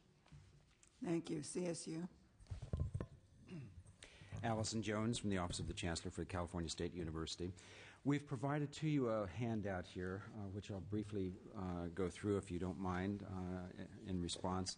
I would agree the analyst does an outstanding job in terms of outlining financial aid. It's a very complex area, and Judy's done a tremendous job of explaining that. One of the things we wanted to show in the first slide is the effect of fee increases on our undergraduate needy students, and this was our estimate for the current academic year of 9-10. You'll note that 64% of all of our undergraduate students receive some form of need-based financial aid or fee waivers, a significant proportion. We're talking about undergraduate here because of the comparison with the Cal Grants. It's really restricted to undergraduate students. The fee increase actually for students, when we did a fee increase from 8-9 to 9-10, was offset for almost 78% of our students who were financially needy. You may recall the analyst talked about 50%, that's of all students, I believe, and we're looking at just those who demonstrate a financial need according to congressional methodology. And of that population, about 78% do not pay $1 of the fee increase. We've provided to you here the three categories of how their fee increases are covered. The nearly 63,000 undergraduates who are receiving Cal Grants receive an increase in the Cal Grant to offset the fee increase. Over 101,000 of our students who are receiving state university grants. And then another 16,000 of our undergraduates who are receiving fee waivers that are mandated by the state. The 78%, or 77.5, but I'm rounding up to 78, of need-based or financially needy students, what that equates to is that $70,000 income that Patrick referred to for the University of California. And in fact, you may have heard our chancellor refer to this frequently. He has it at Super Sundays in our January and February, that families who earn under $70,000 will not pay any of the fee increases or the state university fee for that matter, and that's how we arrived at that figure. The second page is what Robert Turnage referred to in his remarks earlier. This is just to show you where we fit with the comparison institutions. It's a very graphic representation of those comparison institutions that have been established by CPEC, where our fees fall in relation. So you'll see that we're second to the bottom of all of the comparison institutions. We're still a very low-cost institution. The third slide talks about student loans, and I think what's important here to understand and what we're trying to convey is the first column talks about for students who are baccalaureate students who do not have any loan debt. It's over 58% of our students. So we're looking at the remaining 42% of our students who graduate with a baccalaureate degree who assumed a loan. And you'll see what that is average corresponds to what Judy had referred to earlier in her background documents. But it's a very graphic representation to reflect again that the student loan indebtedness for students attending the CSU is well below the state average and certainly well below the national average. The next slide simply gives you a chart that more graphically displays the difference there. The next chart, we're talking about major increases in new benefits for student financial aid. And the next two charts, the first one is for 9-10, what we've estimated, and we say estimated for the current year that we're almost through because campuses won't report the full financial aid database to us until the fall. And then we've made some projections in the next slide you'll see for 10-11. But what's important here was the Pell Grant increase. When we went from 8-9 to 9-10, you'll see that there was a $619 increase in the federal Pell Grant, which helped immeasurably our students, over 128,000 students. Now, this is in addition to the offset that we had on the earlier chart through the Cal Grants and state university grants and fee waivers. This was to help students. This is a representation of why, in part, our student loan indebtedness is lower, I think, in some cases. There was a work-study increase through the American Recovery and Reinvestment Act of $3.5 million, which benefited about 1,500 of our students with an average award of about 2,400. And the tax credit, Patrick referred to this for the University of California. This figure is understated for CSU, and the reason is we only get family income for about 60% of our families. So this only represents about 60%. I can't tell you about the remaining 40%. But what this reflects largely is the tax benefit that families are receiving. And as was mentioned earlier, this typically is accrued by families earning excess of $70,000 up to the $180,000. And while it's not a current year reduction, it is a credit against taxes in a subsequent year, so the families will receive the money back in a tax credit for tuition and fees they paid in a prior year. But it's understated because this is the only family data that we have, but it's about $33 million. We know it's higher than that, just to give you a sense. For next year, for 10-11, what we're estimating is there's a further, through the American Recovery and Reinvestment Act, a further increase in the Pell Grant schedule of $200, which will raise the Pell Grant up to $5,550. We're estimating that will bring to our students another $26 million for the same population. Again, it's a much lower amount for the same population because the increase is about a third what it was from 8-9 to 9-10. And then again, we have to assume the same tax credit because we don't have data on the other families.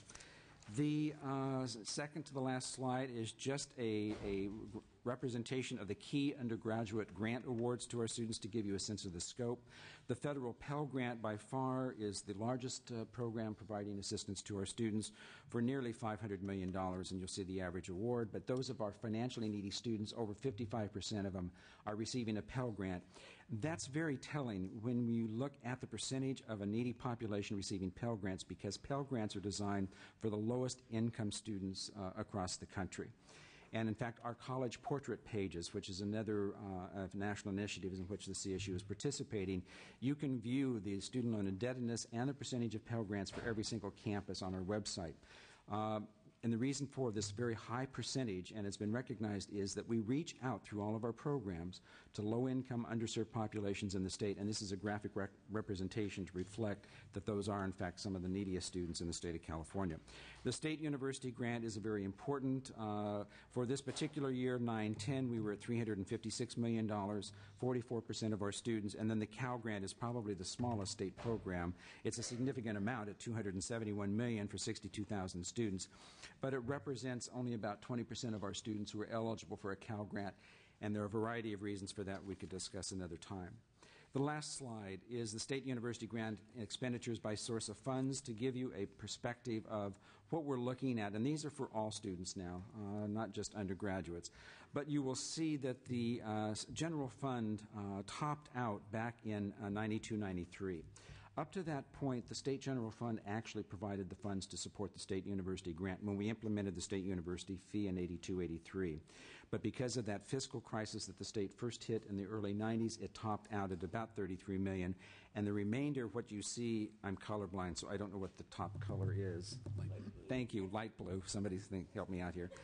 That light blue figure will show you that this is the amount that's been set aside from student fee revenue as a result of our trustee policy, which sets aside a portion of the student fee revenue. So when we talk about increases in the state university fee, and we talk about a 1/3 set aside, that light blue figure reflects the 1/3 set aside. So that will give you a sense of the proportion being provided by students. And that really are the key comments I wanted to make at this point. Community college. I would just add that we are, as a system, are focused on trying to increase the participation rate of our students in federal financial aid. We're keenly aware, as several of the speakers have noted, that there has been an expansion in federal financial aid, and we see that as a tremendous opportunity for our students to access more aid, which translates into their ability to work less and study more. And that's what research shows us, is that if our students can focus, can go attend full-time or closer to full-time, their chance of success goes up appreciably.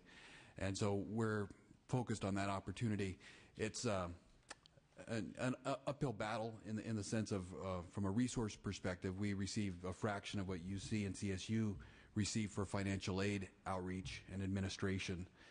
And if you visit our campuses, you'll see our financial aid offices are overflowing with students these days as they are trying to find ways to finance their education. So, but that is something we are very focused on, and Chancellor Scott in particular is very focused on trying to increase that participation. On fees and financial aid, I just make a couple more comments. One is a topic that will be addressed shortly. The competitive Cal Grants are of great importance to the community colleges. Our students represent over 3/4 of the recipients of those awards, and they really represent the only true part of the Cal Grant program that it is focused on community college students. Those grants provide $1,551 to our students for subsistence, for non-fee related costs, housing, food, books, bus passes, and for many of our students who receive those awards, that the competitive Cal Grant makes the difference as to whether or not they can afford to attend college. And so that's an important program for us.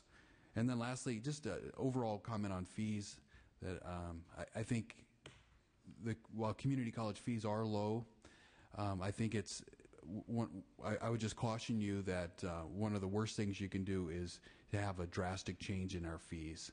And that, just from our experience, that's the most disruptive to students and to their families when there are large increases in fees. And so, for instance, the legislative analyst's proposal to take fees to $40 a unit would represent a doubling of fees, a 100% increase in 2 years. And so as you consider these issues of student fees. That's one thought I'd like to leave you with, is just the importance of not having an abrupt, drastic increase in fees. Our Board of Governors has a position that any fee increase should be moderate, gradual, and predictable, and we think those are good principles to stand by. And of course, no increase in this year would be the best gift you could give the students. Thank you, Commission. Thank you, Kevin Wolfork with CPEC. Basically, not to repeat what's been said before, we would note that California really should be very proud of its efforts to provide education to lower-income students. Campuses, U.S. policymakers, the systems provide a broad-ranging set of programs, and they're very creative and committed to enrolling these students.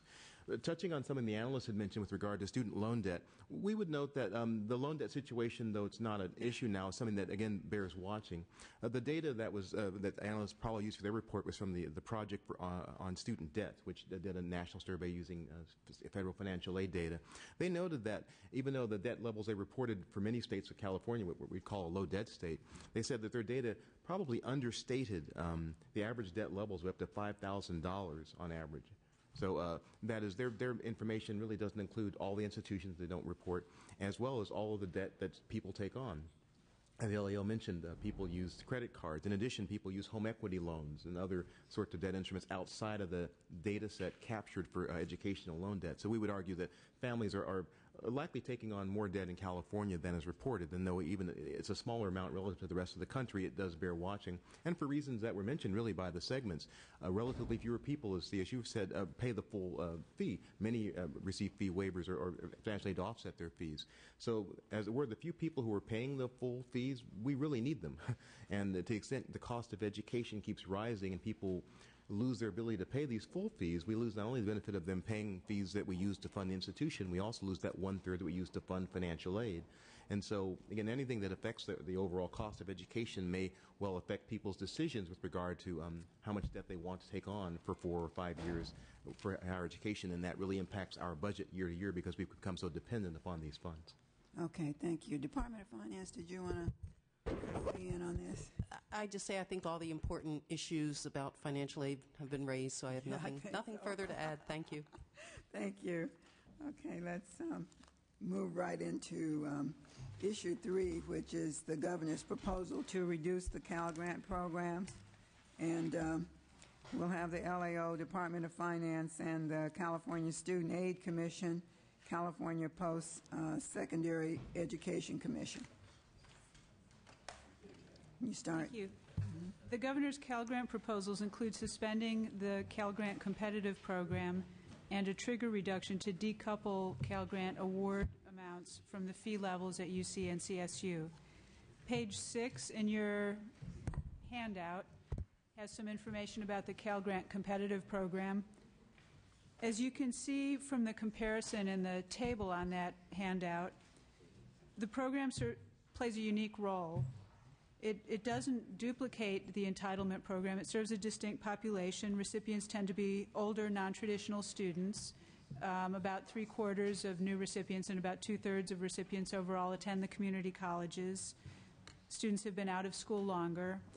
Students are, in both programs, are financially needy and academically successful. In fact, students in the competitive program have higher average grade point averages than in the entitlement program. In addition, these students often have risk factors that make it more difficult for them to return and complete post-secondary education. So we believe this is an important part of California's overall financial aid structure, and that there are other alternatives for achieving these savings that would be less damaging to the overall fabric of the financial aid program. Those alternatives are laid out on page 7 of the handout. They include increasing the minimum grade point average for Cal Grant B eligibility from 2.0 to 2.5. Students with a grade point average below 2.5 have low rates of persistence and success in college. Raising the grade point average requirement would eliminate about 13,500 students from the entitlement program eligibility and save about $13 million. Second, limiting new competitive Cal Grant awards to stipends only. There was a proposal last year to limit these awards to community college students. This proposal is a slight twist on that, not to limit it to the community college students, but to the same amount that community college students receive. This would not affect the 3/4 of new recipients who already are community college students. Other students would, however, have to either seek financial aid at other institutions or would also have the option of attending a community college. A third alternative is to eliminate non-need-based fee waivers. The state has a couple of fee waiver programs that waive fees for certain groups of students regardless of the student's financial situation, and we believe state financial aid resources should be targeted to students who would otherwise not be able to attend college. And then finally, we would emphasize that not all savings necessary to reject the governor's proposals need to come from the financial aid budgets. The governor proposed hundreds of millions of dollars in augmentations to the university budgets, and the legislature could reallocate some of those funds to maintain student aid programs.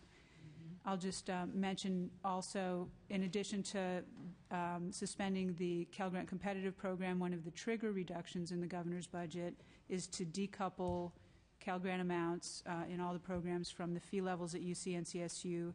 Currently, grants cover the full system-wide mandatory fees. Under this, so when fees go up, grant awards go up and cover automatically. Under this proposal, the governor would sever the link and freeze Cal Grants at current amounts. This would create a barrier to affordability. Students would have to find other aid or somehow come up with that money out of pocket. It also would complicate financial aid awareness efforts because now CSAC and its partners are able to and have been putting out a very straightforward message: get a Cal Grant, get your fees covered. And also, without the link between fees and the award amounts, you would have no rational basis for setting the award levels, and that would make the job of budgeting much more difficult, both for students and for policymakers. Okay, Department of Finance. Thank you, Madam Chair, members. Ian Johnson, Department of Finance. I'd like to preface my comments today with just a couple points as they pertain to these Cal Grant proposals. First, obviously, the administration is currently going through its May revision process, which could substantially change these proposals. Thus, Finance would recommend holding these items open until after the May revision goes public this Friday, the 14th. Second, I'd just like to express the administration's sincere remorse for having to propose reductions to financial aid, particularly in this economy. However, as a result of the dire budget situation we're in, you find these proposals in front of you, which I'll go ahead and walk through the rationale for one by one here. The reduction to the competitive Cal Grant program that the LAO explained would suspend all new competitive Cal Grant awards in 10-11 to achieve general fund savings of $45 million. While the administration is sympathetic towards would-be new awardees from this program, it's also the administration's position that these awards are somewhat duplicative in that these students at some point in their academic careers have already had the opportunity to qualify for a Cal Grant Entitlement Award. As Mr. Skinner mentioned earlier, the vast majority of these students attend community colleges where they pay absolutely no fees due to Board of Governors fee waivers. I would also add that these are discretionary monies from a non-entitlement program, and while absolutely no cuts are fun or popular to propose nor consider, the administration chose to suspend these discretionary awards in an effort to more fully preserve the entitlement program. Lastly, I would just clarify that because this is a proposal to suspend new Cal Grant competitive awards, students who have received an award in prior years and maintain eligibility would still receive their renewal award moving forward to continue their schooling. The second proposal that the LAO mentioned is part of the governor's trigger list, which the administration is currently reassessing as part of its May revision process to refine the amount of federal funding that will become available. This proposal would freeze Cal Grant award levels and income eligibility ceilings at the 9-10 levels for a general fund savings of $79 million. Now, this proposal would, in effect, create a slight fee coverage gap for Cal Grant recipients. However, as the LAO mentioned, there are many other options for students, such as federal Pell Grants, institutional-based financial aid, and student loans. I would also add that under this proposal, a student attending a UC would still see 85% of their tuition and fees covered by their Cal Grant, and a CSU student would still see 90% of their tuition and fees covered. The income eligibility portion of this proposal would in effect undo what was a 0.62% increase to the income eligibility ceilings. Oh, thank you, I think. How about the California Student Aid Commission? Good evening, Madam Chair, Assemblymember Brownlee, and thank you for inviting us to speak today. I want to just briefly focus on the issues that have been raised both by the Department of Finance and the legislative analysts. I have with me Deborah Cochran from the Project on Student Debt to also help me with some of the information I think you need to know as you're making these decisions. First of all, we've seen a record increase in the number of FAFSAs that have come into the Student Aid Commission this year. We have an increase of about 21% of new FAFSAs that we are now seeing from parents and their students who are seeking financial aid in this tough economy. You also would probably like to know, what does that mean in terms of the number of Cal Grant Award recipients that we'll see? We have a number of 18% more Cal Grant recipients that we have notified. I'd like to remind the members of the committee that students have made their decisions for those that have gone or have applied to traditional colleges and universities. May 1 was the deadline. And so many of those students are anticipating financial assistance of some kind from federal, state, and institutional funds. So your decision making will affect students in terms of their ability to attend. And so I wanted just to point it out to you that in terms of the demand, we're seeing an increased demand at the Commission, both on our call centers, emails from students, discussions with financial aid staff, and folks who work in the outreach areas. In regards to the recommendations by the analysts, I'd just like to point out that the information about retention of students who have GPAs between 2.0 and 2.5 relate not just specifically to Cal Grant recipients. The Commission conducted a study called Determined to Succeed that looked at 100,000 students, Cal Grant students. And of those students that were studied in the cohort, we had persistent rates that were approximately 90% for B students, a little better for Cal Grant A students. So Cal Grant recipients represent underrepresented low-income students who have worked hard and gotten good grades. As the data shows from the analysts, most of these students have a B or better average GPA in order to qualify for their award. The students that are in the competitive Cal Grant program are 30 years of age this year. The age cohort has increased from 27 years of age to 30 because we have over 210,000 applicants this year. About 1 out of every 9 students who are eligible get a Cal Grant award.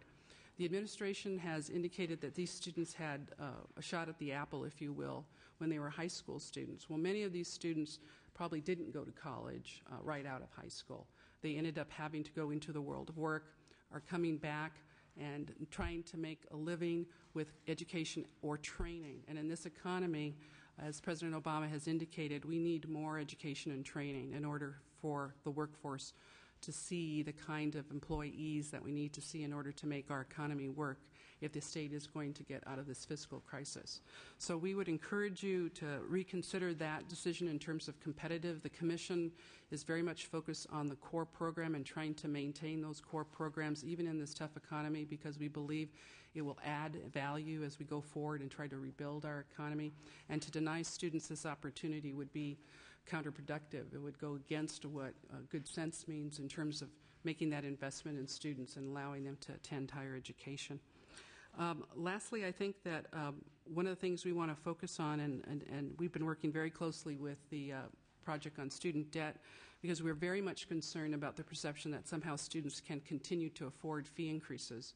While low-income students are covered for their direct costs, their indirect costs in this economy are very difficult. The credit market has changed as a result of the lending market tightening, and many parents cannot afford to get out additional private loans or plus loans. And so Debbie can speak to that, but I think that that's one of the key concerns that we have. And lastly, as part of your solution, this year you transferred $32 million from the Student Loan Operating Fund to fund some Cal Grant awards. And there are resources in the Student Loan Operating Fund to do that again this year. So I would encourage you when we get to that item to consider that particular item. And the Commission is willing, able, and wanting to work with you on options as you move forward and have to deal with some of these tough decisions as it relates to fees and financial aid. And I'd just like Debbie, if just for a moment, if I could ask her to make a few comments Debbie, on debt load. Go ahead, please. Thank you. As Diana mentioned, I'm with the Institute for College Access and Success, which is the home of the Project on Student Debt. You have, I believe, a copy of our report, Student Debt in the Class of 2008. And, as far as the governor's proposed cuts, certainly the Cal Grant program, as it stands today, is a generous one for four-year students, and that absolutely contributes to the low debt levels that we see in California. Far fewer students in California that graduate from four-year universities have student debt, and they have lower amounts of debt, and that is directly attributable to the Cal Grant program. We also do a lot of work focused on just California more generally and higher education affordability, and I would like to point out that the analysis in front of you does focus on four-year college graduates. The other aspect, of course, is the community college students, where the majority of the college students in the state attend. Only about 2% of community college enrollment receives Cal Grants. The governor's proposal would cut that 2% in half to 1%. So in our analysis, we really feel like the proposed cuts that are on the table take kind of the weakest part of the Cal Grant program, an otherwise very strong program, and further weakens it by taking the population that's least served and cutting that in half. And then it also kind of eliminates the strongest part of the program, which, as the legislative analyst mentioned, is the importance of good messaging. If you get a Cal Grant, you don't need to worry about fees at public colleges in the state, and will help you a good deal towards private college fees. So decoupling would make that message so much more confusing, and I know outreach programs are the next topic of discussion, but that's having a clear and easily understandable message is key to that. And I'm also happy, I know our student debt report has been cited a number of times here, including discussions about methodology, so I'm happy to answer any questions if you... Thank you so much. The Commission, do you have comments? Yes, briefly.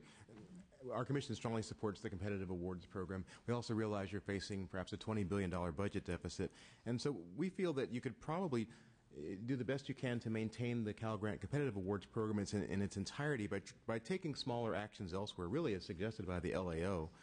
Some of their suggestions with regard to downsizing non-need-based fee waivers or increasing the GPA for the entitlement program are realistic to look at. And we might not suggest going all the way, for example, from 2.0 to 2.5 with regard to the GPA, but maybe a marginal increase based upon research on likelihood of success. Perhaps capping but not eliminating the non-need fee-based waivers and directing people to the available financial aid. Our main point is that to generate the money you need, and it could be a little bit like a public television fundraiser. A dollar here, a dollar there, anything you can put together and cobble together is what you're going to be able to do. But whatever you do, the Commission strongly encourages you in this short-term budget environment not to make long-term structural changes that could damage the Cal Grant program. And we would argue that the decoupling the fees from the Cal Grant maximum award level and putting a cap on income ceiling, maintaining current year in the future year, really go in that direction of doing the kind of structural damage to the Cal Grant system that will be difficult to undo in better budget years. So we'd encourage you to, as you were doing the difficult job of budgeting, doing the best you can to cobble together enough to maintain the infrastructure in the hopes that in future years you'll be able to replenish it. Okay, thank you. Before I go to the next issue, do you have any comments so far? Okay. I'm going to recommend that we leave this issue open until the May revise, and we're going to go on to issue 4, which is financial aid outreach programs, and again, we'll start with the LAO's presentation. Thank you, Madam Chair, and I will leave it primarily to the folks who run the outreach programs to describe them. I'll just point out a couple of things. An important purpose of outreach at a time of enrollment reductions is to ensure that underrepresented students aren't disproportionately affected by changes in the rules. There may be fewer students being admitted, but it's more important than ever to help students prepare and apply in time and be aware of financial aid resources available to them at a time like this. Two of the outreach programs that will be described are funded under the Federal College Access Challenge Grant. The original awards under this grant were for 2 years and will end this summer. The program was continued and expanded through the recent student loan reform legislation, and California's share will nearly double from about $7.5 million to about $15 million. And the purpose of this grant is to foster partnerships aimed at increasing the number of low-income students who are prepared to enter and succeed in college. The way the process works is that the governor submits a proposal to the federal government for this funding. The legislature has an opportunity to weigh in on the use of these funds because the funds must be appropriated in the budget. So that's where the legislature would be able to weigh in. Okay. Is there someone else from your office that's going to present? No? Then we'll go to finance. Thank you, Madam Chair. Regarding financial aid outreach programs, the governor's budget has already committed to fully fund both the CalSOAP and the Cash for College programs for the Student Aid Commission at their current levels, contingent, of course, upon federal challenge grant funds becoming available. So, community college. Do we have anyone from community college?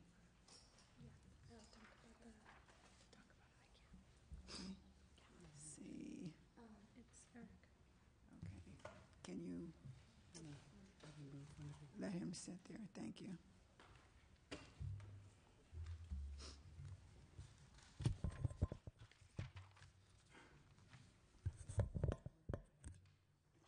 Which page is that? 35?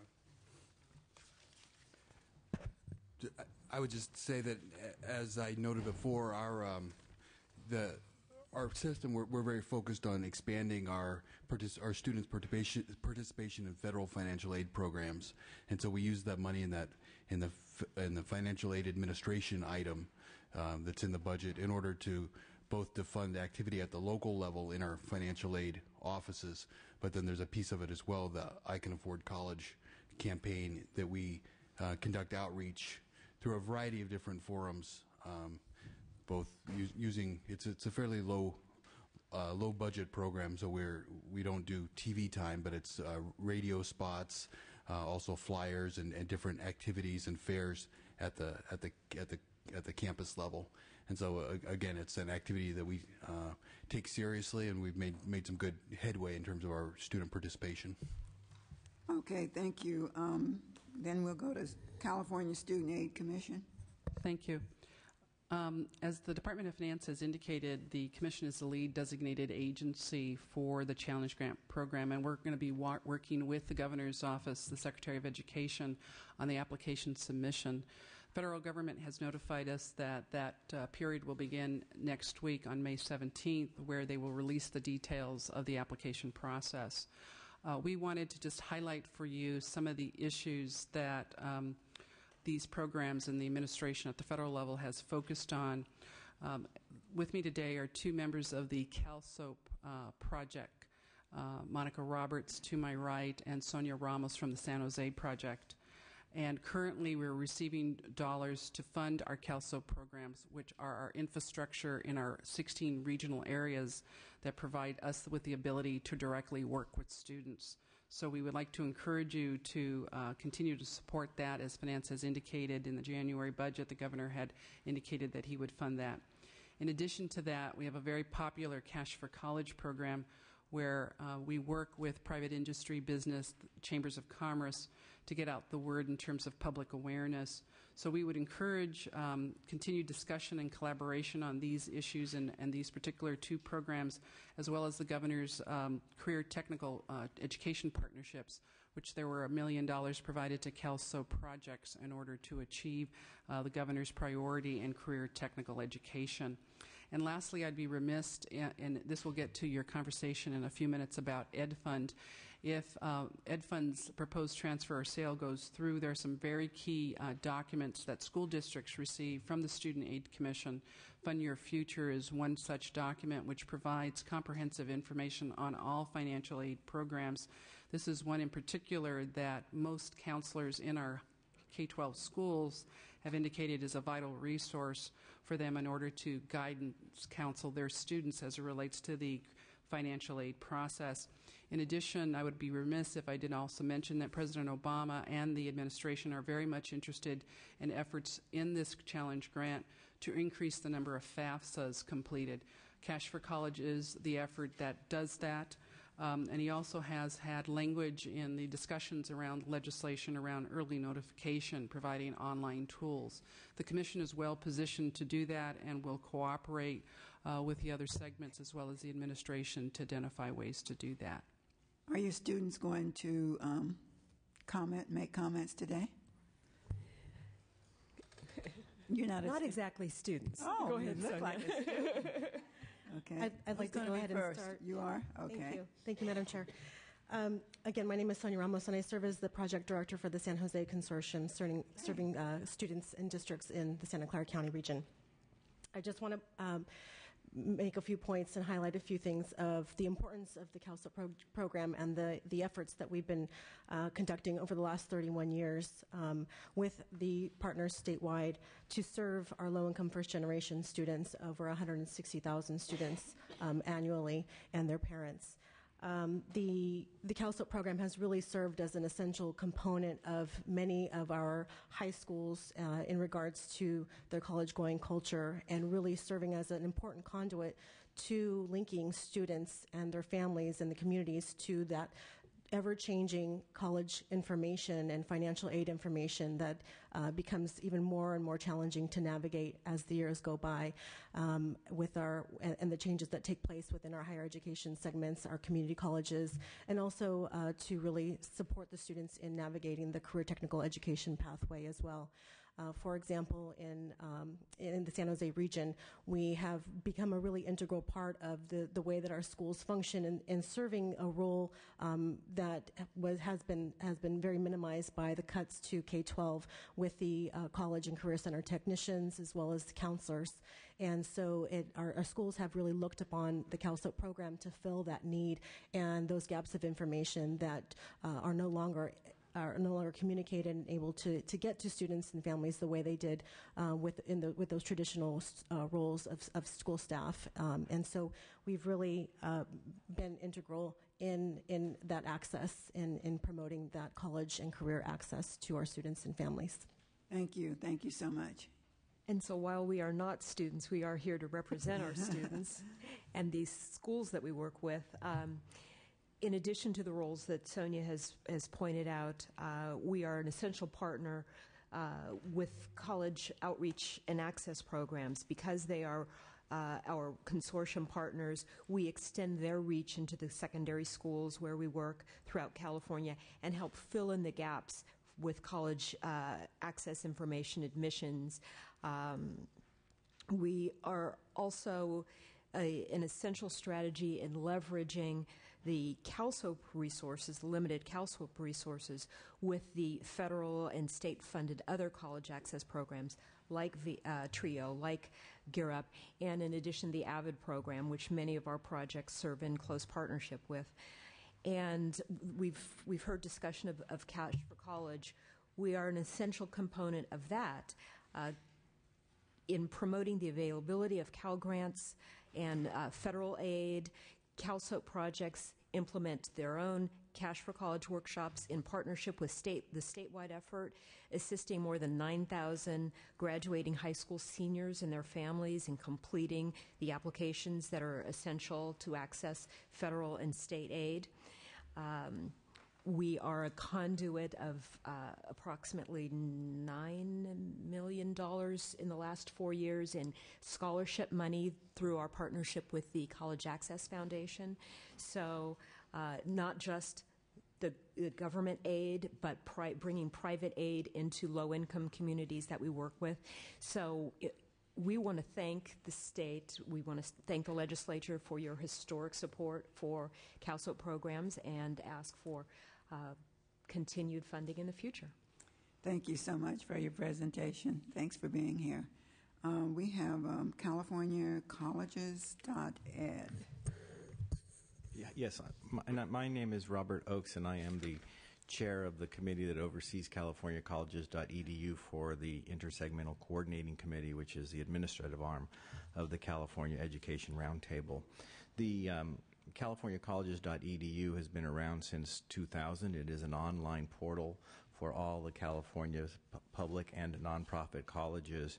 We receive over 1 million site visits a year. That's not a hit. That's not popping in and leaving. That's at least visiting 3 pages. There are a few things that the site does that are really very important to educating people about the financial aid availability.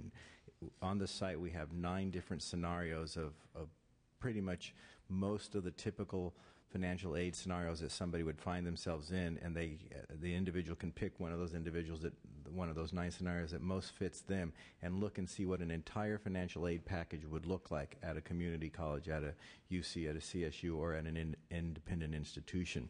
These are used by counselors. Particularly, the site is used particularly by counselors in middle schools where there aren't a lot of counselors, and so we have a curriculum where teachers, oftentimes sophomore year English teachers, do a component on career and college readiness, and because there are 800 students per counselor now, a lot of counselors are able to direct parents and families to this site so that they can begin to get their information. We also is it UC and CSU? UC, CSU, community colleges, and the independent nonprofit private colleges in California are all represented on the site. You can apply directly to a UC, to a CSU or a community college through the site. We currently have over 140,000 students who have created accounts on the site. Over the last 2 years, we've had over 80,000 of those accounts created. Those will probably translate into an application. There is a link that you can go to the FAFSA. There's lots of information about how to complete the FAFSA on the site. And it is the one site where all of the segments, the committee that oversees the site has represented all of the segments of education, including CPEC, the Student Aid Commission, and the Department of Education also participate in this. We have lots of goals and dreams to make this a much more integrated site so that it is a cradle-to-grave education planning tool for Californians. But right now we're going to be short $91,502 for the next year just to maintain our current status. Okay. You didn't ask for the money. I have 2 places that I could find that.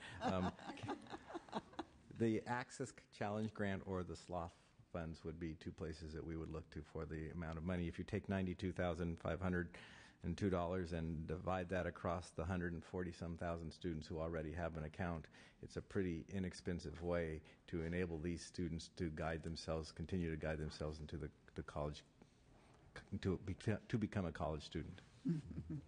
Well, thank you all very much. We're going to leave this item open, so it will be back again. So thank you so much. We're going to go right into issue 5, which is an update on the sale of Ed Fund and Student Loan Operating Fund, and we'll have our panelists begin with the LAO and then Department of Finance and then Ed Fund and then the California Student Aid Commission. Thank you. As you know, Ed Fund is the Student Aid Commission's auxiliary to administer the federal guaranteed student loan program. In 2007, the legislature authorized the Department of Finance to conduct a sale or other financial arrangement that would maximize the value of Ed Fund to the state. Since that time, several changes in federal law and the student loan market have significantly reduced the value of Ed Fund. Most recently, the Federal Budget Reconciliation Act ends the guaranteed student loan program, shifting all new federal student loans to the direct loan program. However, Ed Fund does maintain some value with its existing portfolio of loans and some of the services that it provides, and the Department of Finance has proceeded with steps toward the sale and that has included limited notification to the legislature as required by statute.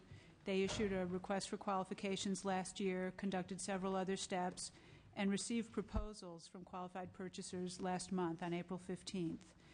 And I believe they will be giving you an update on the status as of that point. They are required to provide notice 30 days in advance of actually consummating a sale or less time closer to the sale if they deem necessary. Department of Finance. Yeah, thanks. Frankly, at this time, at this juncture in a sale, I'm unable to share very much with you regarding the sale, as it is obviously a confidential process. What I can tell you is that final bids were due back April 15th, which we have received. Finance is currently going through a bid clarification and negotiation process. We maintain hope that a sale can be consummated within this fiscal year. There are obviously a number of uncertainties still surrounding this transaction over and above the inherent uncertainties that would be involved in any transaction of this magnitude. I would say that the most significant wild card here would be the requirement that the Federal Department of Education must generally approve not only to the terms of the sale, but also the transfer of the California guarantor designation from Ed Fund to whatever the new entity would be. We have no reason to believe that there should be a problem, with the Federal Department of Education, but with the timeline working with the feds on this would look like is something that we'll have a better handle on as we continue to move through this sale process. Good, thanks. Did you have comments too? I do. Hi. Hi, Madam Chair. How are you? I'm Ed Emerson with the Student Aid Commission. It feels weird sitting sideways. I'm sorry, your last name was Emerson? Emerson, yes, ma'am. Okay. I do have a lot of information about the sale of Ed Fund for you, and I'm happy to share it with you here today at this hearing. The President of the United States, Barack Obama, came into office with the intent of taking the American banking industry and others who profit off the student loan out of the process and take away their subsidies and their profits, which are substantial. Originally scored by the Congressional Budget Office at about $90 billion. That money would then be used, oddly enough, for students in the Pell Grant program, it would be used to augment that money. So SAFRA passed with the health care back April 1, and all equity, or all sources of equity for student loans now come from the federal government through the direct lending program. 2 years ago, when the sale of Ed Fund was proposed, it was a completely different world. Ed Fund was scored by the Department of Finance and others as $1 billion asset. This year it's worth zero. You can't get anything for this other than the portfolio, which is ours, which is state money, Madam Chair.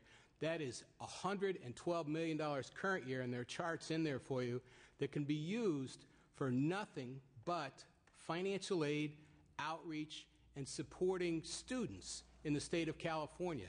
I refer to in my I was going to make a PowerPoint, and then I realized everyone would fall asleep and throw things.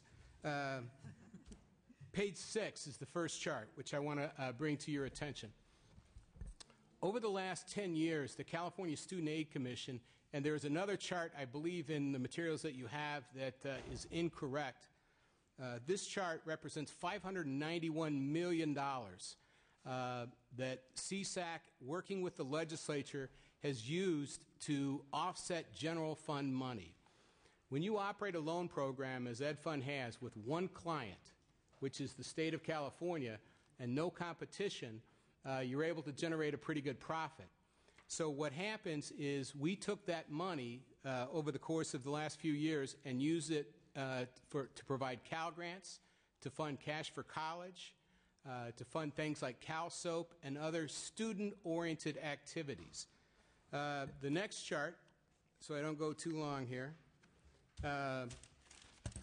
is that current year there's $32 million being used by the state and by the legislature for, I got to get to my chart here, $32 million in the current year is being used by, I don't know, I'm lost. Back here, 32 million. Still looking at chart 6. If you look at 910, the last column there is $32 million next to Cal Grant program. 7 is the Fed's pass. FELP is gone. The current CSAC portfolio, I'd like to direct you to chart 10, Madam Chair, if I could. represents $34 billion currently held by the state of California. And I would like to point out that Ian misspoke ever so slightly, which is Ed Fund doesn't hold the guarantee. Ed Fund is an auxiliary. California Student Aid Commission holds the guarantee. We guarantee these loans. This is our portfolio.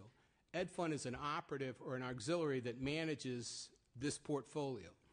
As I mentioned before, the federal government and the Department of Education, Secretary Duncan, has decided that these guarantee agencies and banks that make a profit off of this are going to be dealt out of the deck and taken out of the system.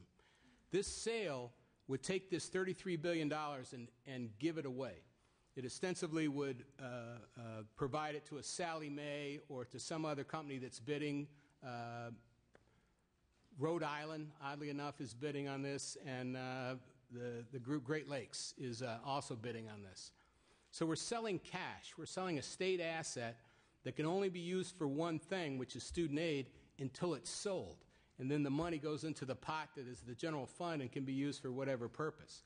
Right now, that money can be used for financial aid and can be used to fund things like the Student Aid Commission, CPEC, and to offset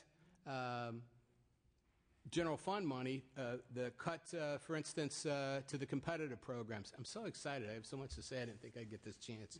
So I'll try to slow down. So 10 is the portfolio. $34 billion represents students in school, students are in deferment, and students are in repayment. Chart 11 shows very quickly the composition, what types of people are represented there, 2-year, 4-year, the proprietary schools, a very small piece in foreign schools, and then consolidated loans. The guarantee volume with CSAC and Ed Fund over the last 13 years has grown substantially. What that means in terms of this portfolio is that we have a pretty good chunk of change we're holding on to right now that is comprised greatly of proprietary schools. Prop schools default at much higher rates than 4-year institutions, public institutions, and private, and 2-year institutions. That money, as it defaults, and right now it's defaulting, Madam Chair, at a rate of $100 million a month. Those are students. Those are people who took out loans and for whatever reason either finished school and decided not to pay their loan back or who dropped out. But that money, the fees off of that money, comes back to the state and goes into the Student Loan Operating Fund.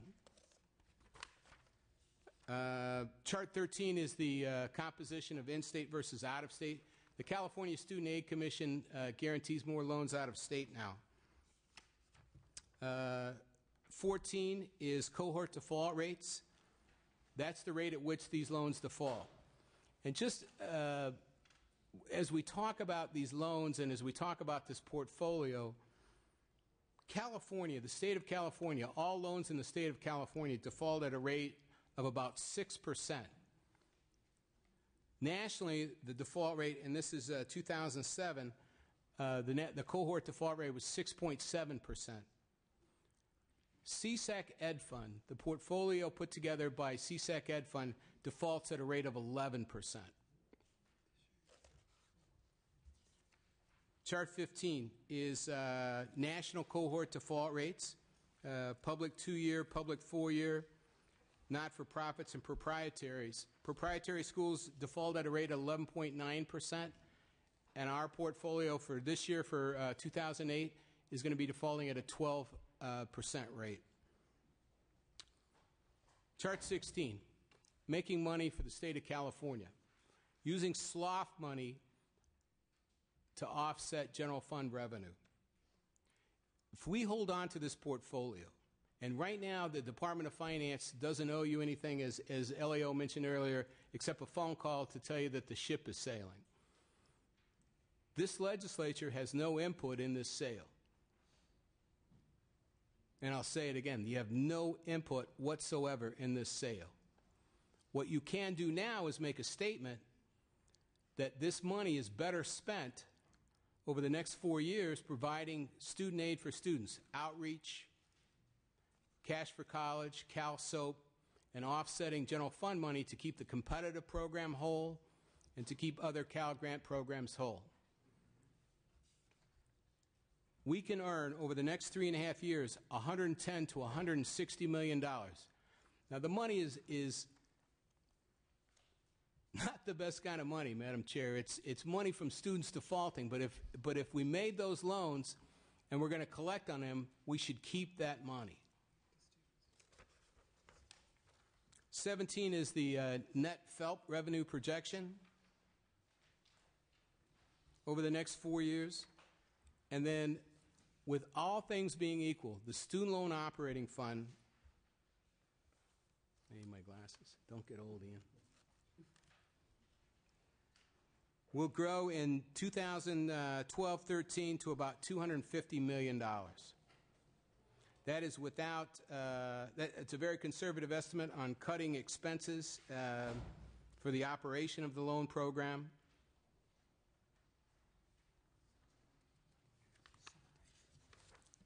In summary, our last page, page 20. The sale is in the hands of the Department of Finance. The structure of that deal is in the hands of the Department of Finance and FBR Capital, which is the sales side agent hired by the state of California. The Secretary of Education, Arnie Duncan, that we are in conversation with, and who just spent a year of his life fighting for SAFRA and to pass this legislation, is going to take a very hard look at this sale and approving any transfer of this guarantee. There is an opportunity here, Madam Chair. Thank you.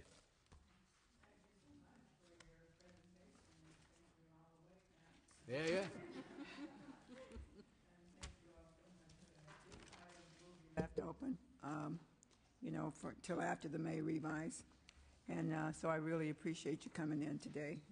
You bet. And presenting. We have one item to go back in the very beginning. For you all, this page 12. For us, is issue 1, capital outlay overview. And I hope our presenters are still here. LAO, Department of Finance, UC, and CSU.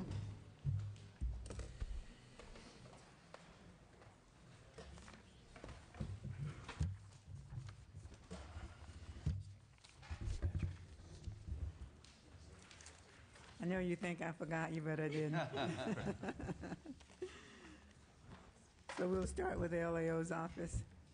Mark Whitaker, LAO. I'll be referring to the first page of the handout from the LAO that was used in the financial aid presentation, just to provide a brief overview of the governor's proposal for higher education capital outlay and our office's recommendation.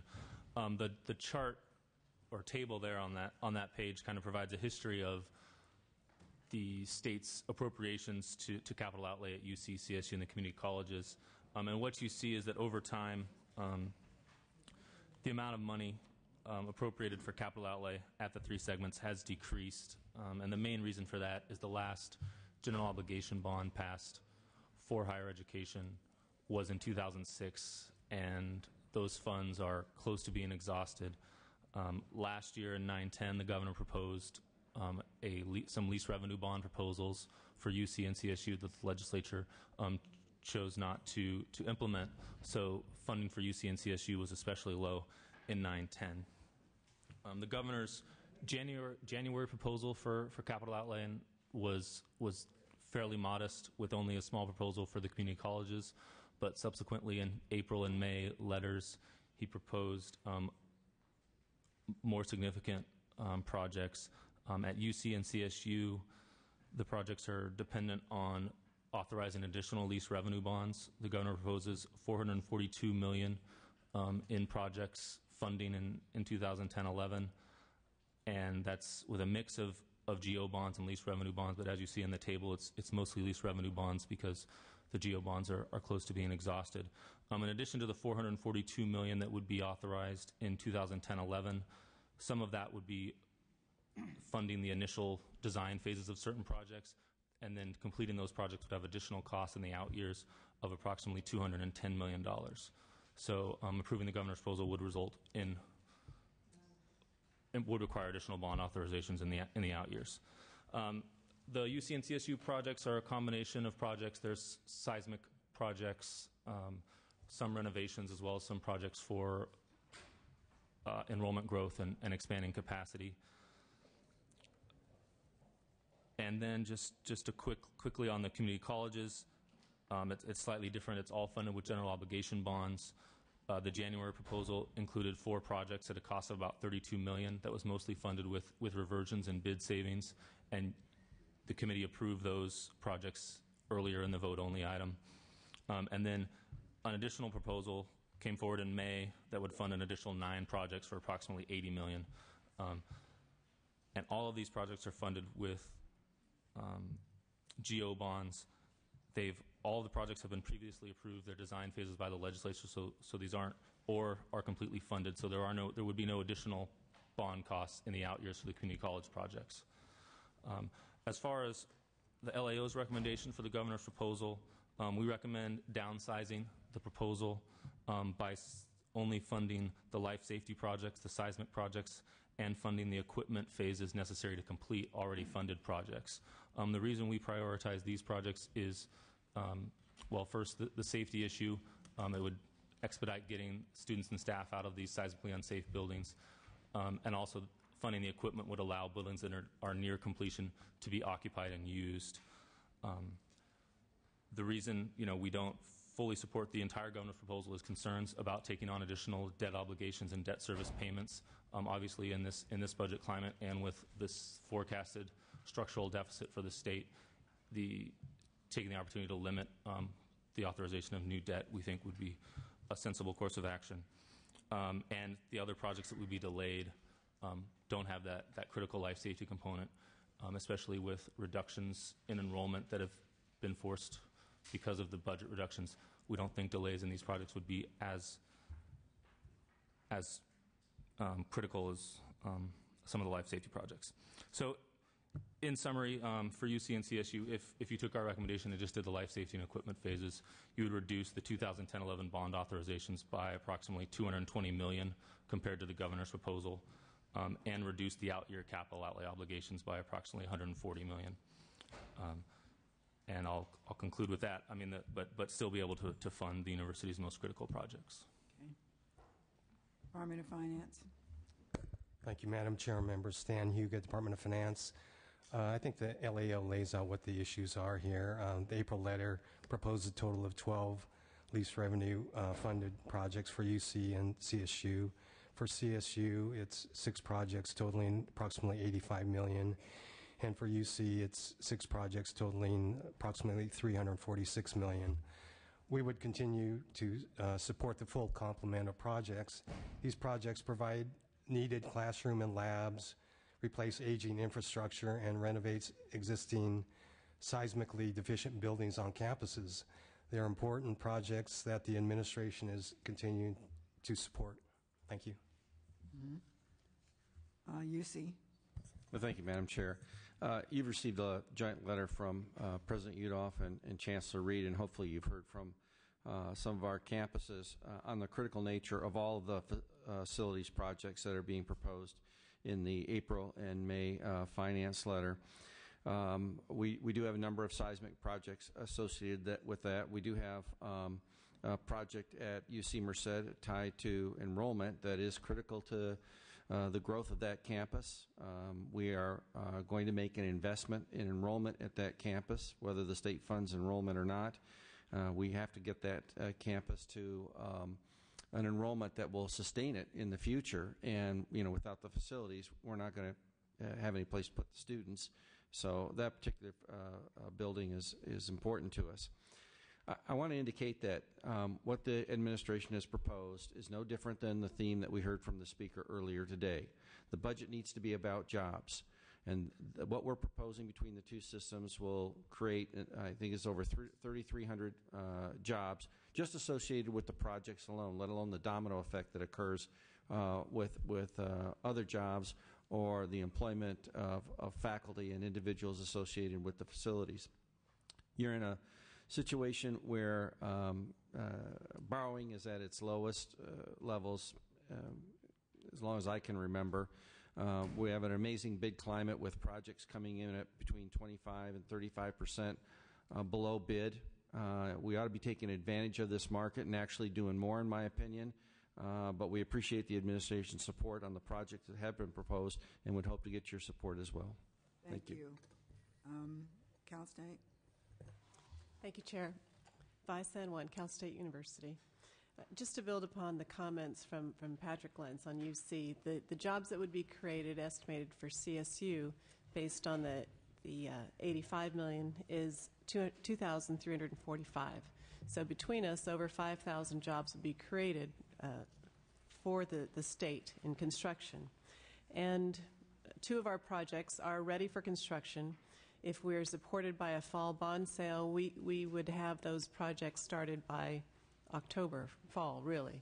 They're really linked to when we can access the cash based on the state's fiscal condition. They were previously approved by the Public Works Board. San Diego project does address seismic in its renovation of an existing storm Nassiter Hall. There are ADA improvements. There are fire code violations we would address. So as much as the LAO supports the Stanislaus seismic renovation because of life safety, San Diego's project is also a life safety project. The buildings are aged in both San Diego and Stanislaus's case, which are ready for construction, and we think those are easy to support. We also appreciate the governor's support using existing general obligation bonds for 4 additional projects, one at Fresno, one at San Jose for Spartan Complex renovation, Channel Islands, also a new campus for us that's growing, needs additional space to offer basic laboratories that they don't currently have, and Chico Taylor Hall is a replacement facility to offer dance and fine arts labs that don't exist. They don't have dance recital halls, recording studios, video production studios. So they're very critical projects, and they allow other projects down the road to go forward. One of the difficulties we have, both at San Jose and Chico, other campuses, is we have a lack of space to put temporary buildings in order to vacate when we renovate. So we really rely on building a new building in order to allow future renovations. So these are critical because we do have life safety, seismic and asbestos concerns in other facilities we can't vacate. We don't have enough space to put temporaries. So the items that we appreciate are our use of existing GEO bonds. The money's there waiting for us to use, and that'll get our design community going, because it's not just construction but design opportunities for those that have been laying folks off as well. So thank you. Thank you so much. I really thank all of our presenters today. I know it's been a long meeting, but it's been very informative, so I really appreciate you staying and providing information for us here today. So thank you so much. I'm going to recommend that we leave this issue open until after the May revise, so stay tuned. Okay, so I think we have finished our issues, and I'm going to open it for public comment, and we are going to keep to our 2-minute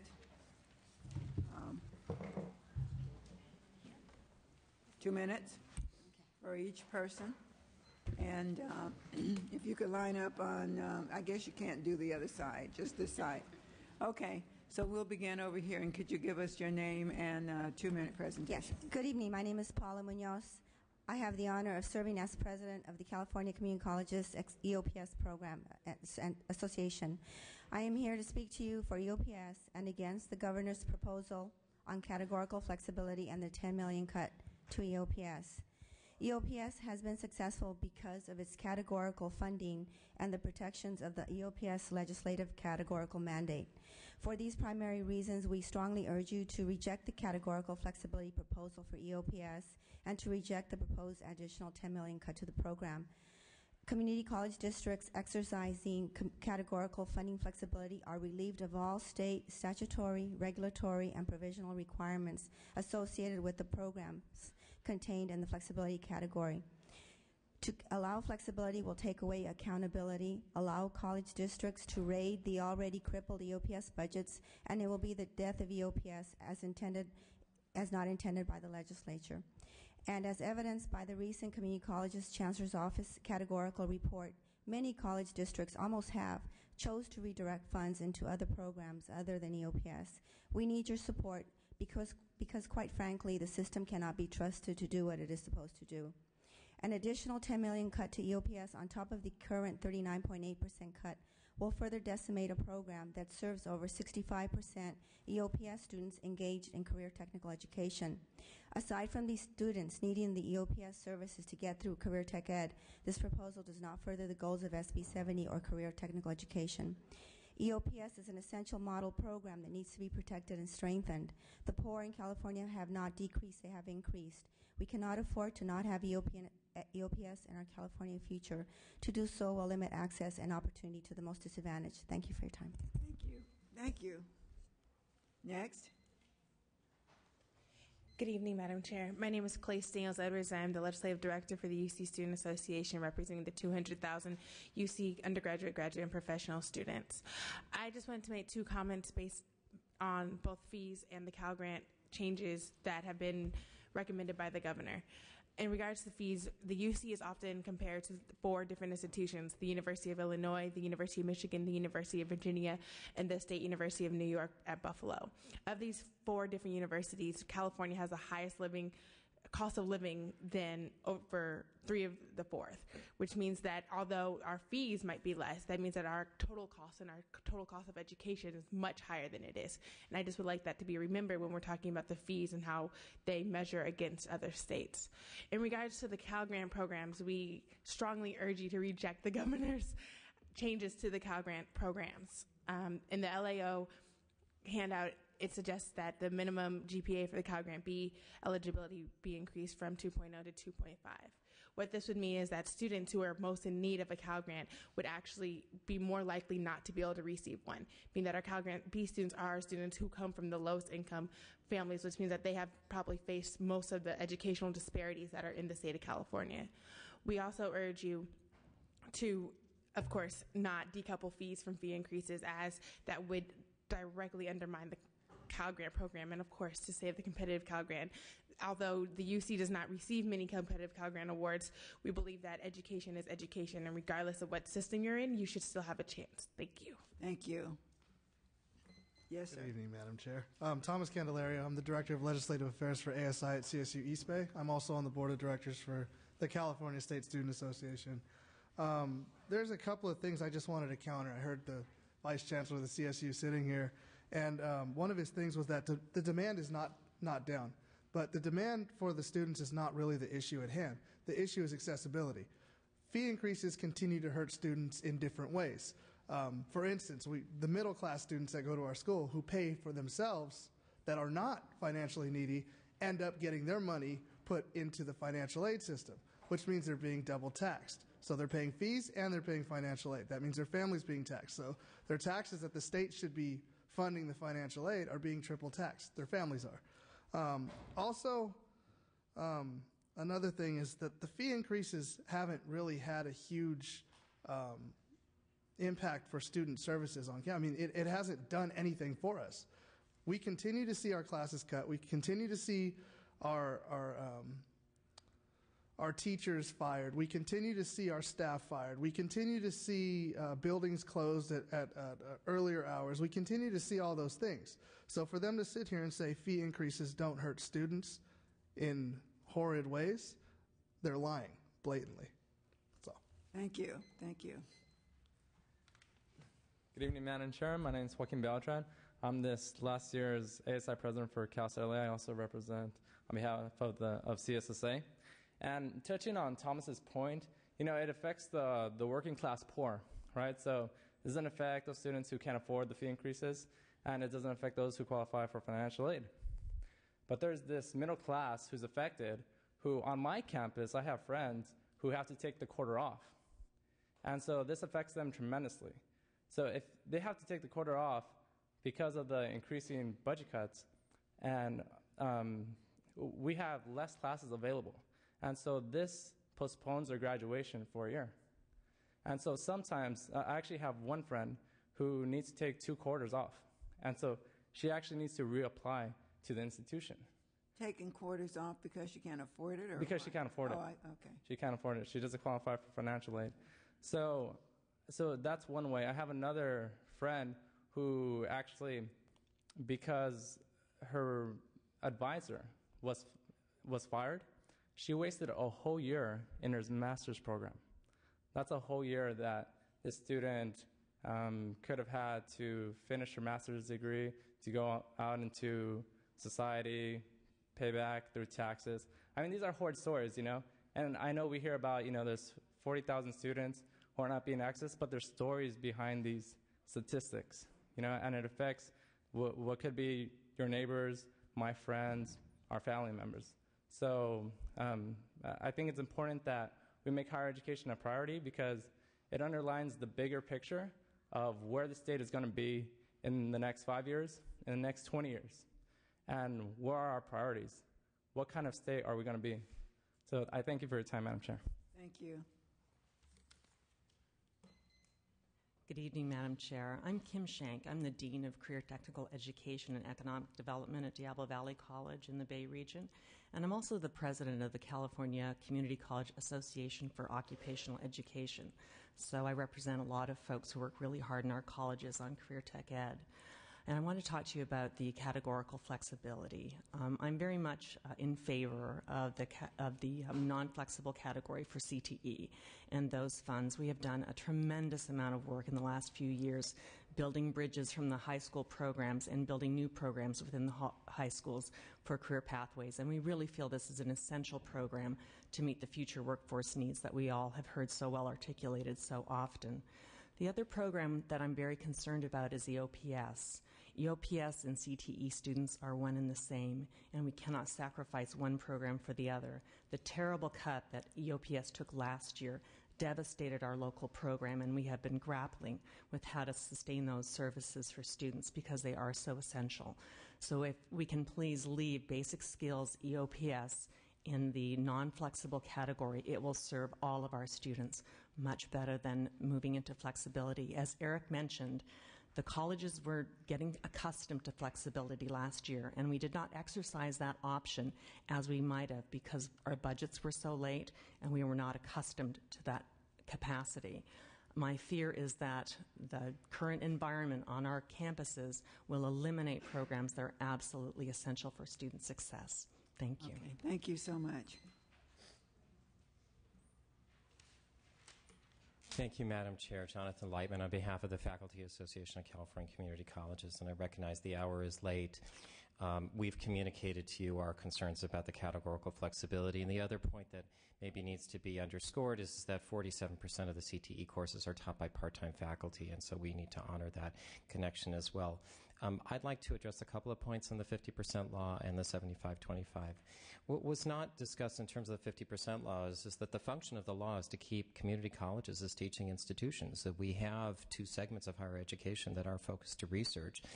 Community colleges are about classroom instruction, and so to the extent that we only have 50% in the community college about classroom instruction, most taxpayers wonder what else are we doing with that money. But there is a provision within the law for districts to ask for a waiver if there are certain hardships. So the idea of suspending the law is a bit of overkill and actually does hit right at the heart of the mission of the community colleges.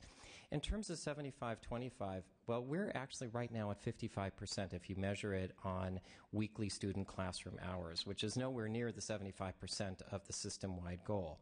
And as Vice Chancellor Skinner mentioned, the Community College Board of Governors, which is the entity to examine whether what's called the trigger should be pulled, meaning that we need to force additional hires. They haven't done so in 2 years. So reality is that the mechanisms are in place. But the other thing that's important to note is that the faculty and the staff and the administrators and the managers and the trustees of the community colleges got together in a consultation council task force a couple of years ago to actually change the regulations to allow for a little bit more flexibility at the regulatory level which is exactly where you want the discussion to occur, as opposed to the statutory level, which sets up the broader framework. If you attack the statutory framework of the full-time faculty mechanisms, it's a lot more than simply providing the colleges with additional flexibility, but you actually undermine the whole workings of academic departments, for which the Accrediting Commission is now looking very deliberately in terms of their... Thank you. Very interesting, though. Appreciate it. Thank you. Hello. Thank you, Madam Chair, for your time today. My name is Emily Schweitzer. I'm a junior at San Francisco State University, becoming a senior, and I am also a student in the California State Student Association and a Cal Grant recipient. And I want to emphasize the difficulty and the challenge that graduating in 4 years has become. For me personally, I don't know what the 8-hour workday looks like. With work, school, various commitments to organizations and community events, I get up every day at 8 a.m., leave, and I'm back home around 11 p.m. And that's not way out of the ordinary either. And because of Cal Grant, I've been able to keep that commitment, and I know that I can graduate within 4 years. But I don't know if I could do that if, with the work I already have, I had a $400 increase that I had to come up with somehow. And so even those small fee increases, they add up over time. And when you're paying deposits for rent, and when you have family obligations and all of these commitments put together, that $400 or that couple $100 can make a huge impact on a student's life. And so I think that Cal Grants are incredibly important. That's what's gotten me through school. And some of my friends haven't been so lucky, so I'm really glad to have them. Thank you. Thank you. Good evening. My name is Mary Ann Michaels. I'm the EOPS director at Santa Rosa Junior College, and I've had the honor of serving in that position since 1981. I'm here today to speak against categorical flexibility for the EOPS program. As a categorical manager for the past 29 years, I have successfully lobbied against block grants, waivers of mandates, and changes to the Ed Code provisions for EOPS. Flexibility is simply the newest word for all of these forms of decategorization all rolled into one. The problem with adding EOPS and the other programs, basic skills and middle colleges, to the list of flexible programs is that once the categorical provision is utilized on a local district, and you just heard Eric say that 33 have actually done that, all of the statutory requirements for the program are deemed to have been met for the next 3 years. What Jonathan just said about breaking the statutory framework is exactly what flexibility is about. I would posit that the reason that there's only been $2 million shifted may be that the colleges are trying to figure out how to do it, but it may be that simply by moving $1, they've done what they wanted to do, which is to eliminate their reporting responsibilities and the accountability for all the categorical programs that are on the flexible list. If this happens to EOPS in 3 years, we will no longer be here. It will be too late for us when the fiscal situation turns around. It's a very desperate time. As you know, we've been cut 40%, but we have always received tremendous support from the legislature. We are a child of the legislature. We were created by Senator Alquist's bill, SB 164, in 1969. And in all years, the legislature has supported EOPS. This is the first year that we've taken a cut, a substantial cut at the 40% level. I thank you for your time, and I really want you to know that putting us on a flexibility list is even worse than taking another $10 million from us. As bad as that would be, if we lose the regulations, we lose the holding container for ever being able to return.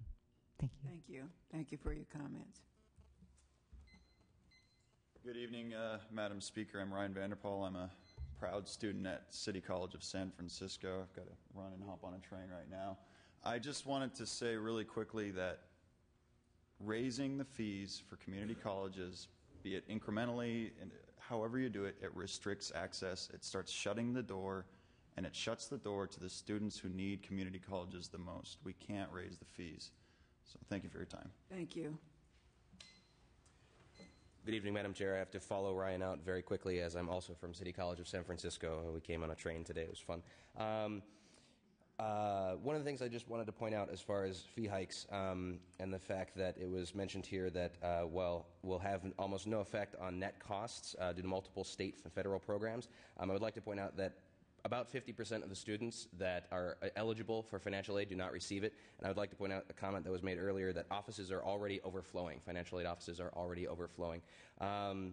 So while you have the funds, you don't have the resources. And cuts to matriculation services across the board on many levels are also preventing students from getting access to this. So while it could help a lot of students, it doesn't. And fee increases would end up limiting more students from going to the college than actually benefiting them. Could you please repeat your name again? My name is Felix Cabrera. Thank you. Thank you, sir.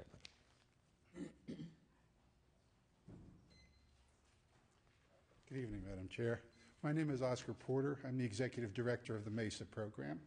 As you know, the MESA program is now a 40-year-old this year, K through 16 academic enrichment program focused on science, technology, engineering, and mathematics for educationally disadvantaged students. We have 3 program units. One of them is our community college unit, the Mesa Community College program. Under the proposal by the governor to move the Fund for Student Success from categorical to flexible, we would see a destabilization of the base funding for that program. This is a program that for the last 10 years has transferred nearly 100% of its students into STEM fields at 4-year universities. It's a program that transfers 10% of all of the Latino STEM transfers to UC and CSU, 13% of the African American transfers, 20% of the American Indian transfers. It's also a program that draws money in from external sources, NSF, foundations, in such a way that it actually more than doubles its own funding. If we have the destabilization of the funding that's being proposed, we're extremely concerned that will interrupt the flow of transfer from the institutions we serve, and there are 33 of them. It will also interrupt the lives of the students who would otherwise transfer.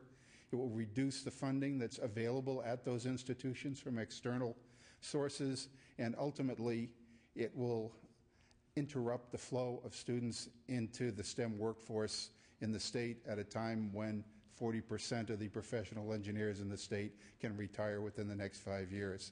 With that in mind, we sincerely hope that you will oppose the governor's recommendation. Thank you for your comments. Good evening, Madam Chair. My name is Maximilian Rosa, and I'm a student at American River College here in Sacramento, and I'm also an employee at the school working for 2 categorically funded programs. One is a remedial services program, or a basic skills service program, and the other is MESA. And through working through these programs and also experiencing them as a student, I can attest to the value that they've been in my own education and the value that I've seen it be to others. When I started school, I started as a high school dropout, not having the skills and abilities that I needed to succeed. And this semester, I will be graduating as American River College's valedictorian with honors and I can guarantee you that this is because of the services that I receive from these programs. So I wanted to echo the sentiments of Assemblywoman Brownlee and Assemblyman Swanson's statements to ignore and reject the governor's proposal to switch these programs into flexible funds, because also as an employee, I've seen a situation where these funds were transferred out of these programs and we weren't able to serve students. And when we're not able to work with students, we're reducing people's access that they need to be successful in education, which will reduce the amount of success people have. So in changing these programs over to flexible funds, we're cutting access and we're going to cut success. And so I encourage you and ask you kindly and gently and warmly to reject the governor's proposal to switch over these programs to flexible funds. Thank you very much. Congratulations on graduating. Thank you. Hi, my name is Moses Fantilla. I am a Mission College student. I'm also a Mesa student, and I'm also a veteran. 2 years ago, I got laid off, and I tried to look for a school so that I can go back to school, get a degree, so that I wouldn't be laid off anymore. And I looked at these colleges, Mission College in Santa Clara, California. I looked to see if they had a Veterans Affairs office. They really didn't have a very good one, and it didn't offer any services, so I found Mesa. And Mesa introduced me to a lot of neat things. Mesa has been a great service to me. Last year we went on a field trip to UC Davis Medical School, and there was a pre-med conference there. I got so inspired I became president of the American Medical Student Association at my school. We have a local chapter. And not only did I do that, then I became student trustee of the school. And without Mesa, I wouldn't have gone into leadership. I'm a returning student. I'm actually as old as Mesa. Mesa was born in 1970, and I was born around that time, too. Actually, exactly that time. We're not going to talk age here, so. And so I just needed something to inspire me to go back to school. And like I said, Veterans Affairs just wasn't there for me. I even lost my GI Bill. They said, you can't have it. So I'm like, I'm lost in the water. But Mesa has been there for me, and it would be a really sad thing. They employ me right now. So I'm not unemployed anymore. So I can say that they have solved 2 of my problems, and they continue to solve more of my problems. I mean, it's great. My problems are going away. Thank you. Okay. Good luck to you. Hello, Madam Chair. My name is Adriana Allen. I'm from Mission College as well, and I'm part of the MESA program. My story is a little bit different than his. I kind of started off really young in the system and being a child of the state. So I've been through a lot of struggles and issues, and then when I got into college, I kind of just didn't know what to do, didn't know where to turn, and I turned towards art because I wasn't sure I could do sciences, I wasn't sure how to pay for it, and everything. So this program has just been amazing for me, and my friends actually turned me on to it, and I learned about scholarships and internships, and actually hoping to be the percentage that goes on from being a child of the state. Because the percentage of students that go into higher education is only 5%. And 1% of that 5% goes on to graduate. And I'm hoping to be that 1%. And this program has definitely been a great thing for me. And I believe it should be great things for other students. So I don't want it to be not there by having it transferred to a flex account. Thank you for your time. Thank you. Thank you for your comments. Good evening. My name is Frank Garcia. I'm the Executive Director for the statewide Puente project, and we're the other part of the Fund for Student Success. The Puente project is an academic preparation program that for 28 years has been serving students, and we've improved the college going rate for tens of thousands of students, of California students, and has generated doctors, we've generated attorneys, educators, engineers, etc. Puente has provided a pathway for individuals to not only get their educations and become professionals, but also to give back to their local communities. Our mission is to increase the number of educationally disadvantaged students who enroll in four-year universities and colleges, earn degrees, and return to community as mentors and leaders, and we've been very successful at doing that.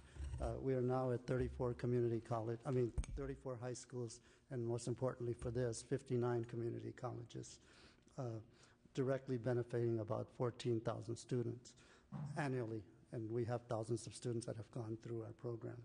We're an intersegmental program, and so we're co-sponsored by the University of California and the community colleges, and of course we're under the Fund for Student Success. So more and more our workforce needs people that can read and write well, and that's part of what we do in Puente. The future of California is really dependent on the upcoming population of this new workforce. It is critical that we provide a strong, educated workforce with young people that possess critical thinking skills and who are problem solvers. And our programs, Puente and Mesa, do those kinds of things. We provide critical thinkers, and we make sure that our students are ready for this economy and contribute to this economy. So we urge you to reject the plan to place Puente under the Fund for Student Success flexible category. We found that we know that in some community colleges, that some program, moving money from one program to another will help to do some balancing. For us, we know that it means that it will be to take money out and put it somewhere else. We've already received, in 2002, we received a 50% cut in our program funds. Last year, we received 38% more cuts. And if it looks like where we are now, without the flexibility, we're barely going to be able to sustain ourselves at that 38% level if we stay there. So what it's going to do to us is it's now hitting more than bone. You're going to be able to, what we're going to be able to have to do is cut more people, cut more services, and affect more students. And most importantly, what it's going to do is it means that we're not going to be able to transfer the students that we need to transfer into and contribute to this economy. With me today is a student, a Puente student who graduated from Solano Community College and has transferred over to UC Davis, Alejandra Rafael. Thank you. Thank you. Hi, my name is Alejandra Rafael, and I'm a Puente student who just transferred to UC Davis this school year. If it wasn't for the Puente program, I wouldn't be where I am today.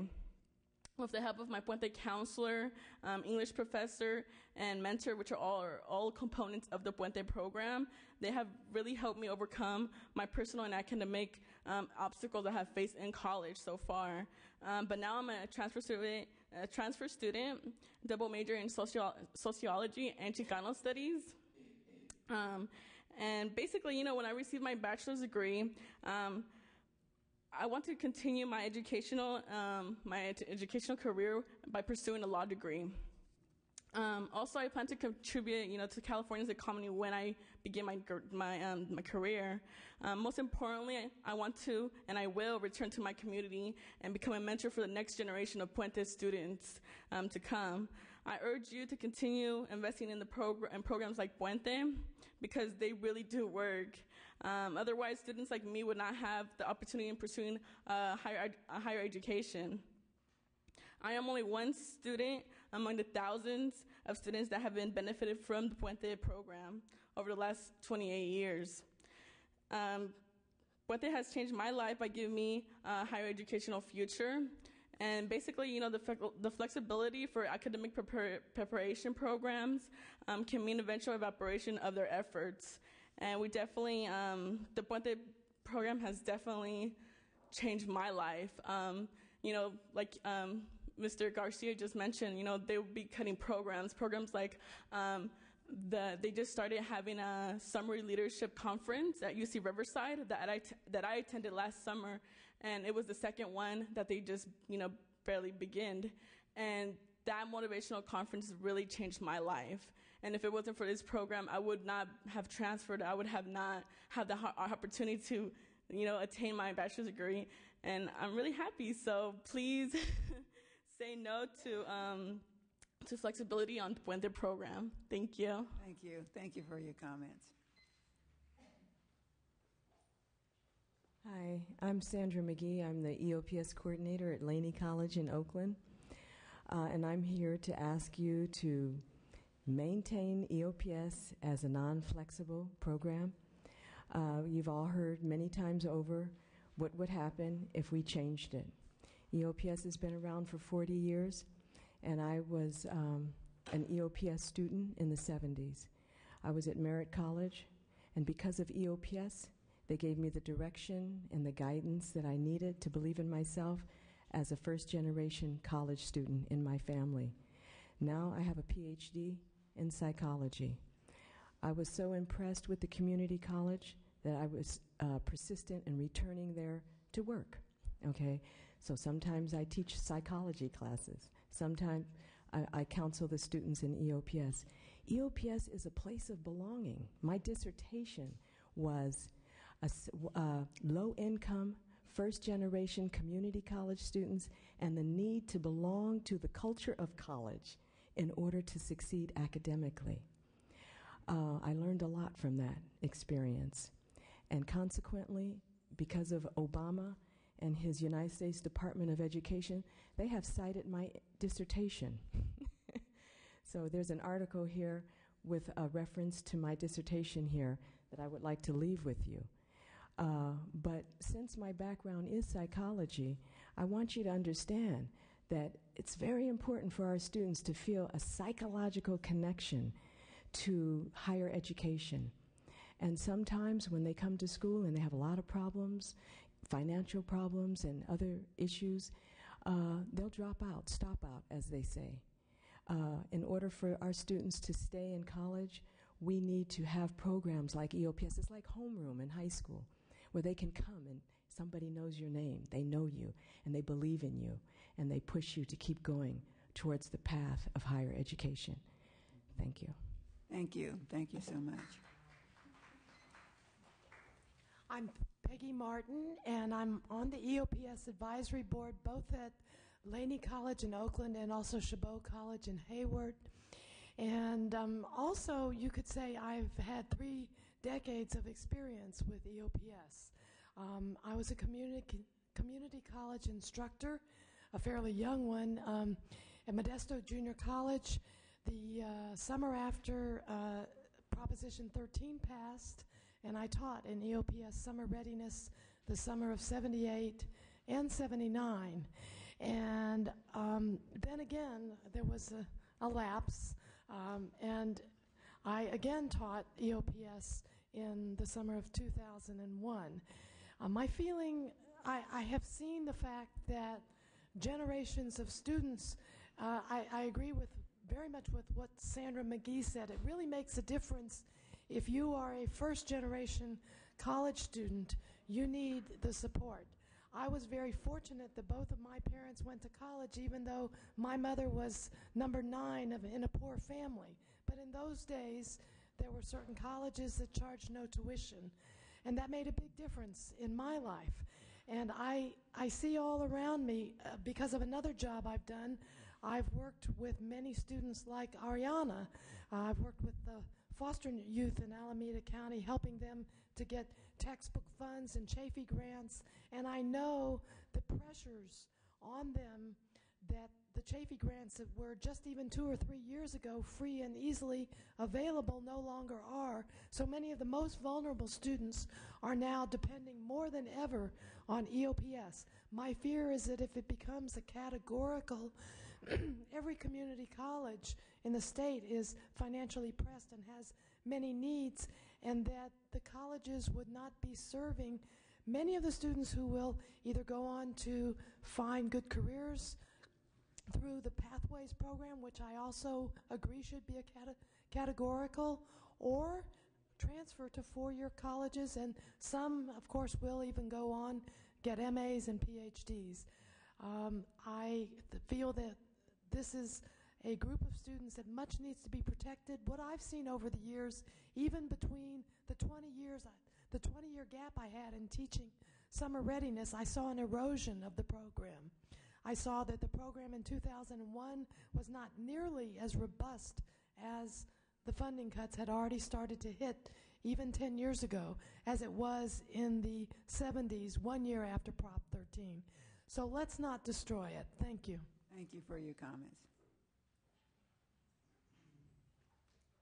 Yes, sir. Good evening. My name's Leonard Hutton.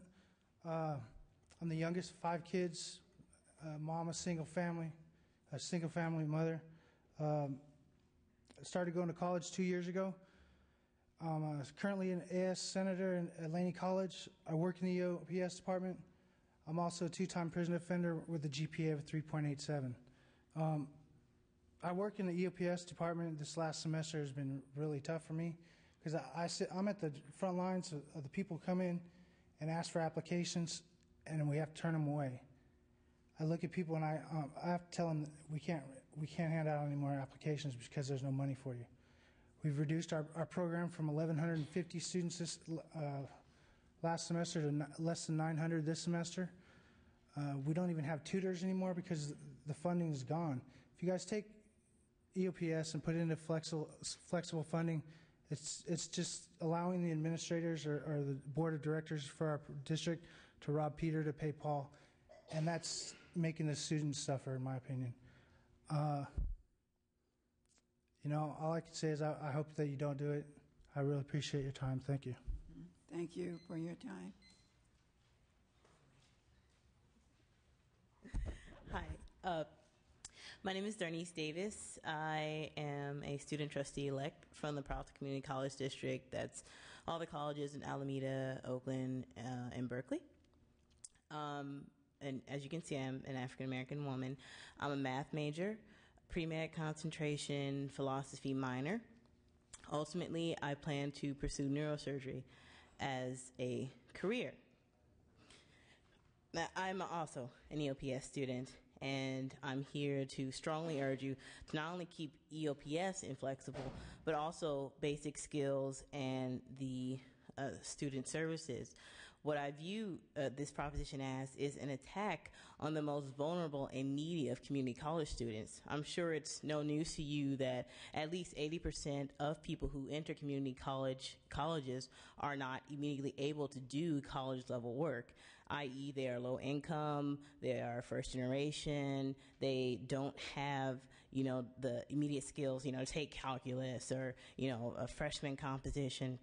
And if we make these programs, if we enable the respective boards to take money away from these programs and put them somewhere else, then, ultimately we're just shooting ourselves in the foot. Because where's the next generation of legislators or doctors or teachers going to come from? They're going to come from the people who have the basic skills, who, don't need that support. And I believe that eventually, if this keeps going, if we allow this to happen, our leadership is not going to reflect the population. And that is something that will do irreparable damage to our society as a whole. So I would urge you to keep things the way they are, because it's working. It worked for generations before me. It's working for me, and it'll work for our children, so that, with the next generation of underrepresented students, low-income and first generation, when they're growing up, they can say with confidence that, okay, yeah, I'm going to be president of the United States. I'm going to be a doctor. I'm going to be a lawyer. I'm going to be someone, educated and important because I have these support services. Not, my grandma had it. That's before the board of trustees came, just took it all away and invested it in, I don't know, some new, technology they have, like flag making, Okay, I urge you and I beg you, for my generation and generations to come, to please keep things the way it is, because it works, and I want to be able to keep taking advantage of it, and I want my kids to be able to take advantage of it so they can make something out of themselves too. Okay, thank you for your comments. Thank you.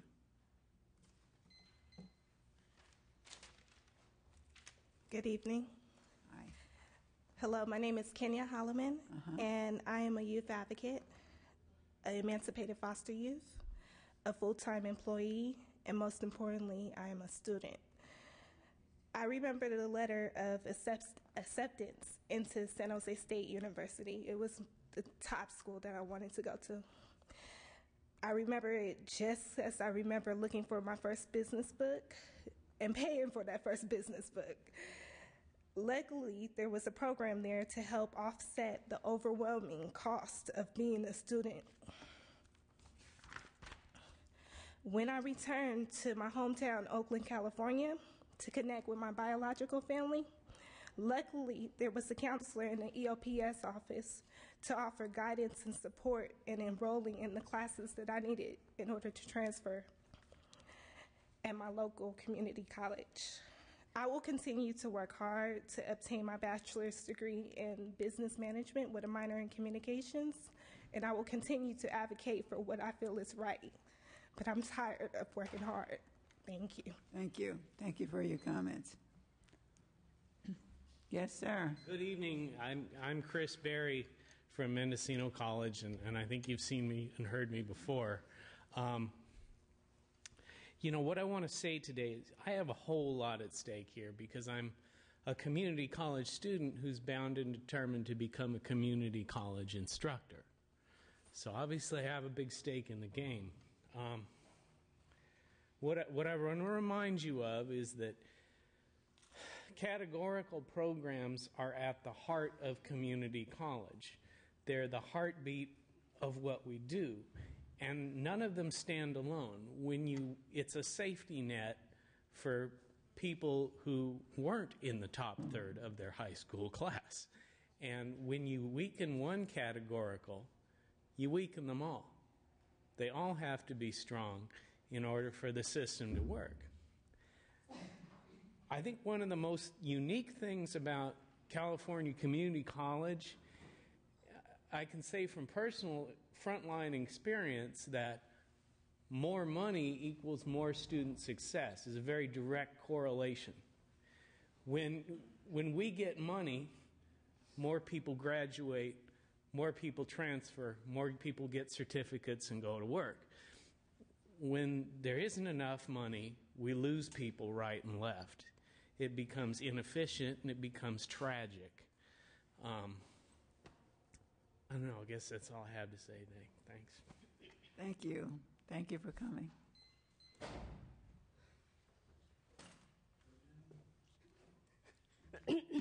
Hi, my name is Jenny. I'm from Minnesota College. There's one thing I want to share with you guys is that when I entered a community college, my first English class was English 10, which was like the lowest English class there was, because language skills-wise, I wasn't prepared to go to four-year university.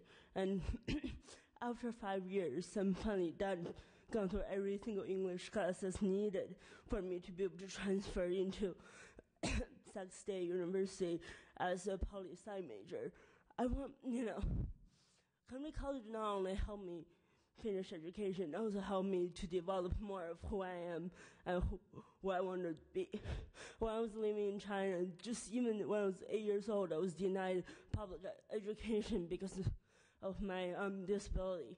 This is very UPS and basic skills is what helped me finish what I need to do to move on, to become someone who can help this state to be better, and more money into education is more money into the future of this state. And I just want to say that not only me, but so many other students at my college, that they can't get into a four-year school, or they can't go to other places because they don't have the skills they need to be able to do that. And community colleges definitely helped me to do that. So I just want to let you guys know the importance of that. And also, fee increases. Just by the $6 increase, my school has suffered a 10% decrease in student enrollment.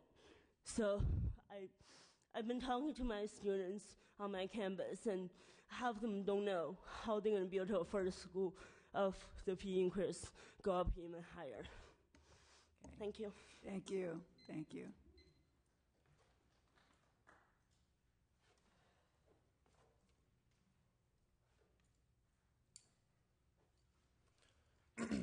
Good afternoon, Chair and members.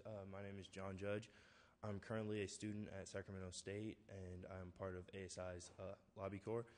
And I just feel that due to the lack of funding higher education, my personal testimony in this aspect is the fact that I needed pretty much English and math to fulfill my GE because I'm a sophomore. And due to the lack of funding, I was unable to, so now I'm forced to take the class at a community college during the summer. And I just feel that that shouldn't be the case. I feel like I should be able to take the core classes that are towards my GE at the school I go to as opposed to a community college. And I would just advise you guys to support higher education. And from all the other personal testimonies I heard before me, the other programs, I may not be a part of them, but I feel like I'm a part of a struggle and they're a part of a struggle too. And I feel like funding higher education and supporting these programs, if you do that, what can it hurt? Thank you. Thank you. Thank you for your comments. Good evening, Speaker, Madam, and members. My name is George Cordero, and I'm a sophomore at Sacramento State University, and I am a Cal Grant recipient. I'm also a full-time student and a part-time employee for the state. The lack of funding for higher education has definitely put constraints in my work and school life. Having the $1,000 tuition increase after my first year in the institution has greatly affected my living expenses and an experience as a college student. It may not have been much, but the extra $1,000 could have been spent on things that are more worthwhile, such as food, gasoline, and more importantly, rent. Moreover, the fee increases not only affected my budget, but it definitely affected my education. Now I'm spending more money and learning less. The increase has also made it difficult for students to enroll in the classes that they want. As a result, students end up taking classes that are irrelevant to their course of study, and it's making graduation an uphill battle. It doesn't make any sense. Classes are being cut, teachers are being furloughed, textbooks the prices are getting higher, and classroom capacities are increasing, which makes it harder to learn. And yet I'm paying more for these type of things. The lack of funding of higher education has definitely made a significance in my college experience. It has made it less appealing. We students of higher education are individuals struggling to make something for ourselves, and I know you all have been also in the same boat. Please take my situation into consideration while you're making your decision. Please support the funding of higher education, protect the Cal Grant, and no more fee increases. Thank you very much. Thank you. Thank you.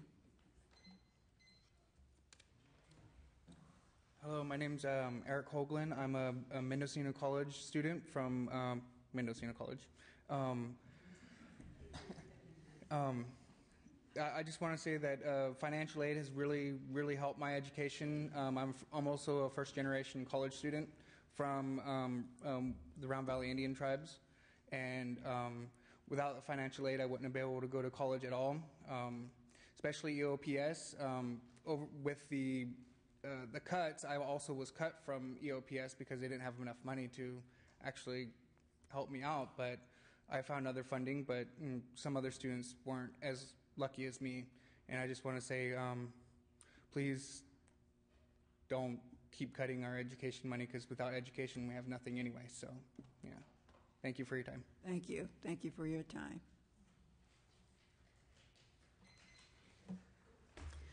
Good evening, Madam Chair, members. Thank you all for staying here this late. My name is Reed Milburn. I'm the president of the Student Senate for California Community Colleges. I am also a Sacramento City College student and an 8-year veteran of the U.S. Air Force. I know you're all tired and you have some terrible decisions before you with this budget right now. We understand that. May I respectfully say that the student fees are a key issue here. The LAO's suggested high fee, high aid model hurts our students in the community colleges. It shuts out the working poor. It shuts out our students of color disproportionately. It shuts out and eliminates the dreams of higher education for many Californians. Also, the proposals with our financial aid offices, which are already inundated, overworked, understaffed. It is hard. You stand in line for hours if you want to get any kind of service there. You call, you get a busy signal, you get their voicemail. There really isn't any service there. And those students that do get through and do manage to get financial aid, it doesn't cover enough. You've seen me drag my 3-year-old niece to hearings and meetings. My sister is a student at Sacramento State University. She can't afford childcare, so we traded rent for childcare. And that's why you get to see my niece all the time. The high cost of living is also not factored in there. I'd also like to mention that increasing fees is a tax on the students, and we have heard again and again that we're not going to raise taxes this year. Please don't raise the taxes on the backs of the students. I also respectfully ask that you protect the competitive Cal Grants. 77% of those go to our community college students. These are older, returning students who have high GPAs and often have no other options out there. And then the last thing I'd like to leave you with is that if you don't invest in the students and you don't invest in education, you will, and I will, and the rest of the members in this room and the people in California will pay for this. We will pay for it through the corrections system, the social safety nets, And I respectfully say that if you invest in education, we are the key to repairing California's wounded economy. So please invest in us. Thank you. All right, thank you.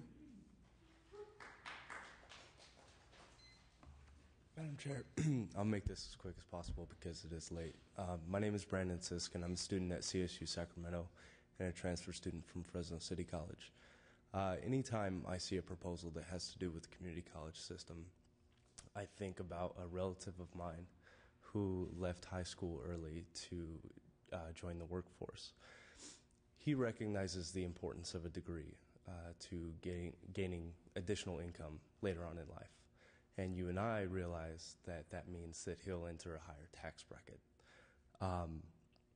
His fear, though, is that he won't be able to enter community college to pursue that degree or certificate because of the amount of money that it takes. He would have to, it's an opportunity cost thing. He would have to give up working, give up his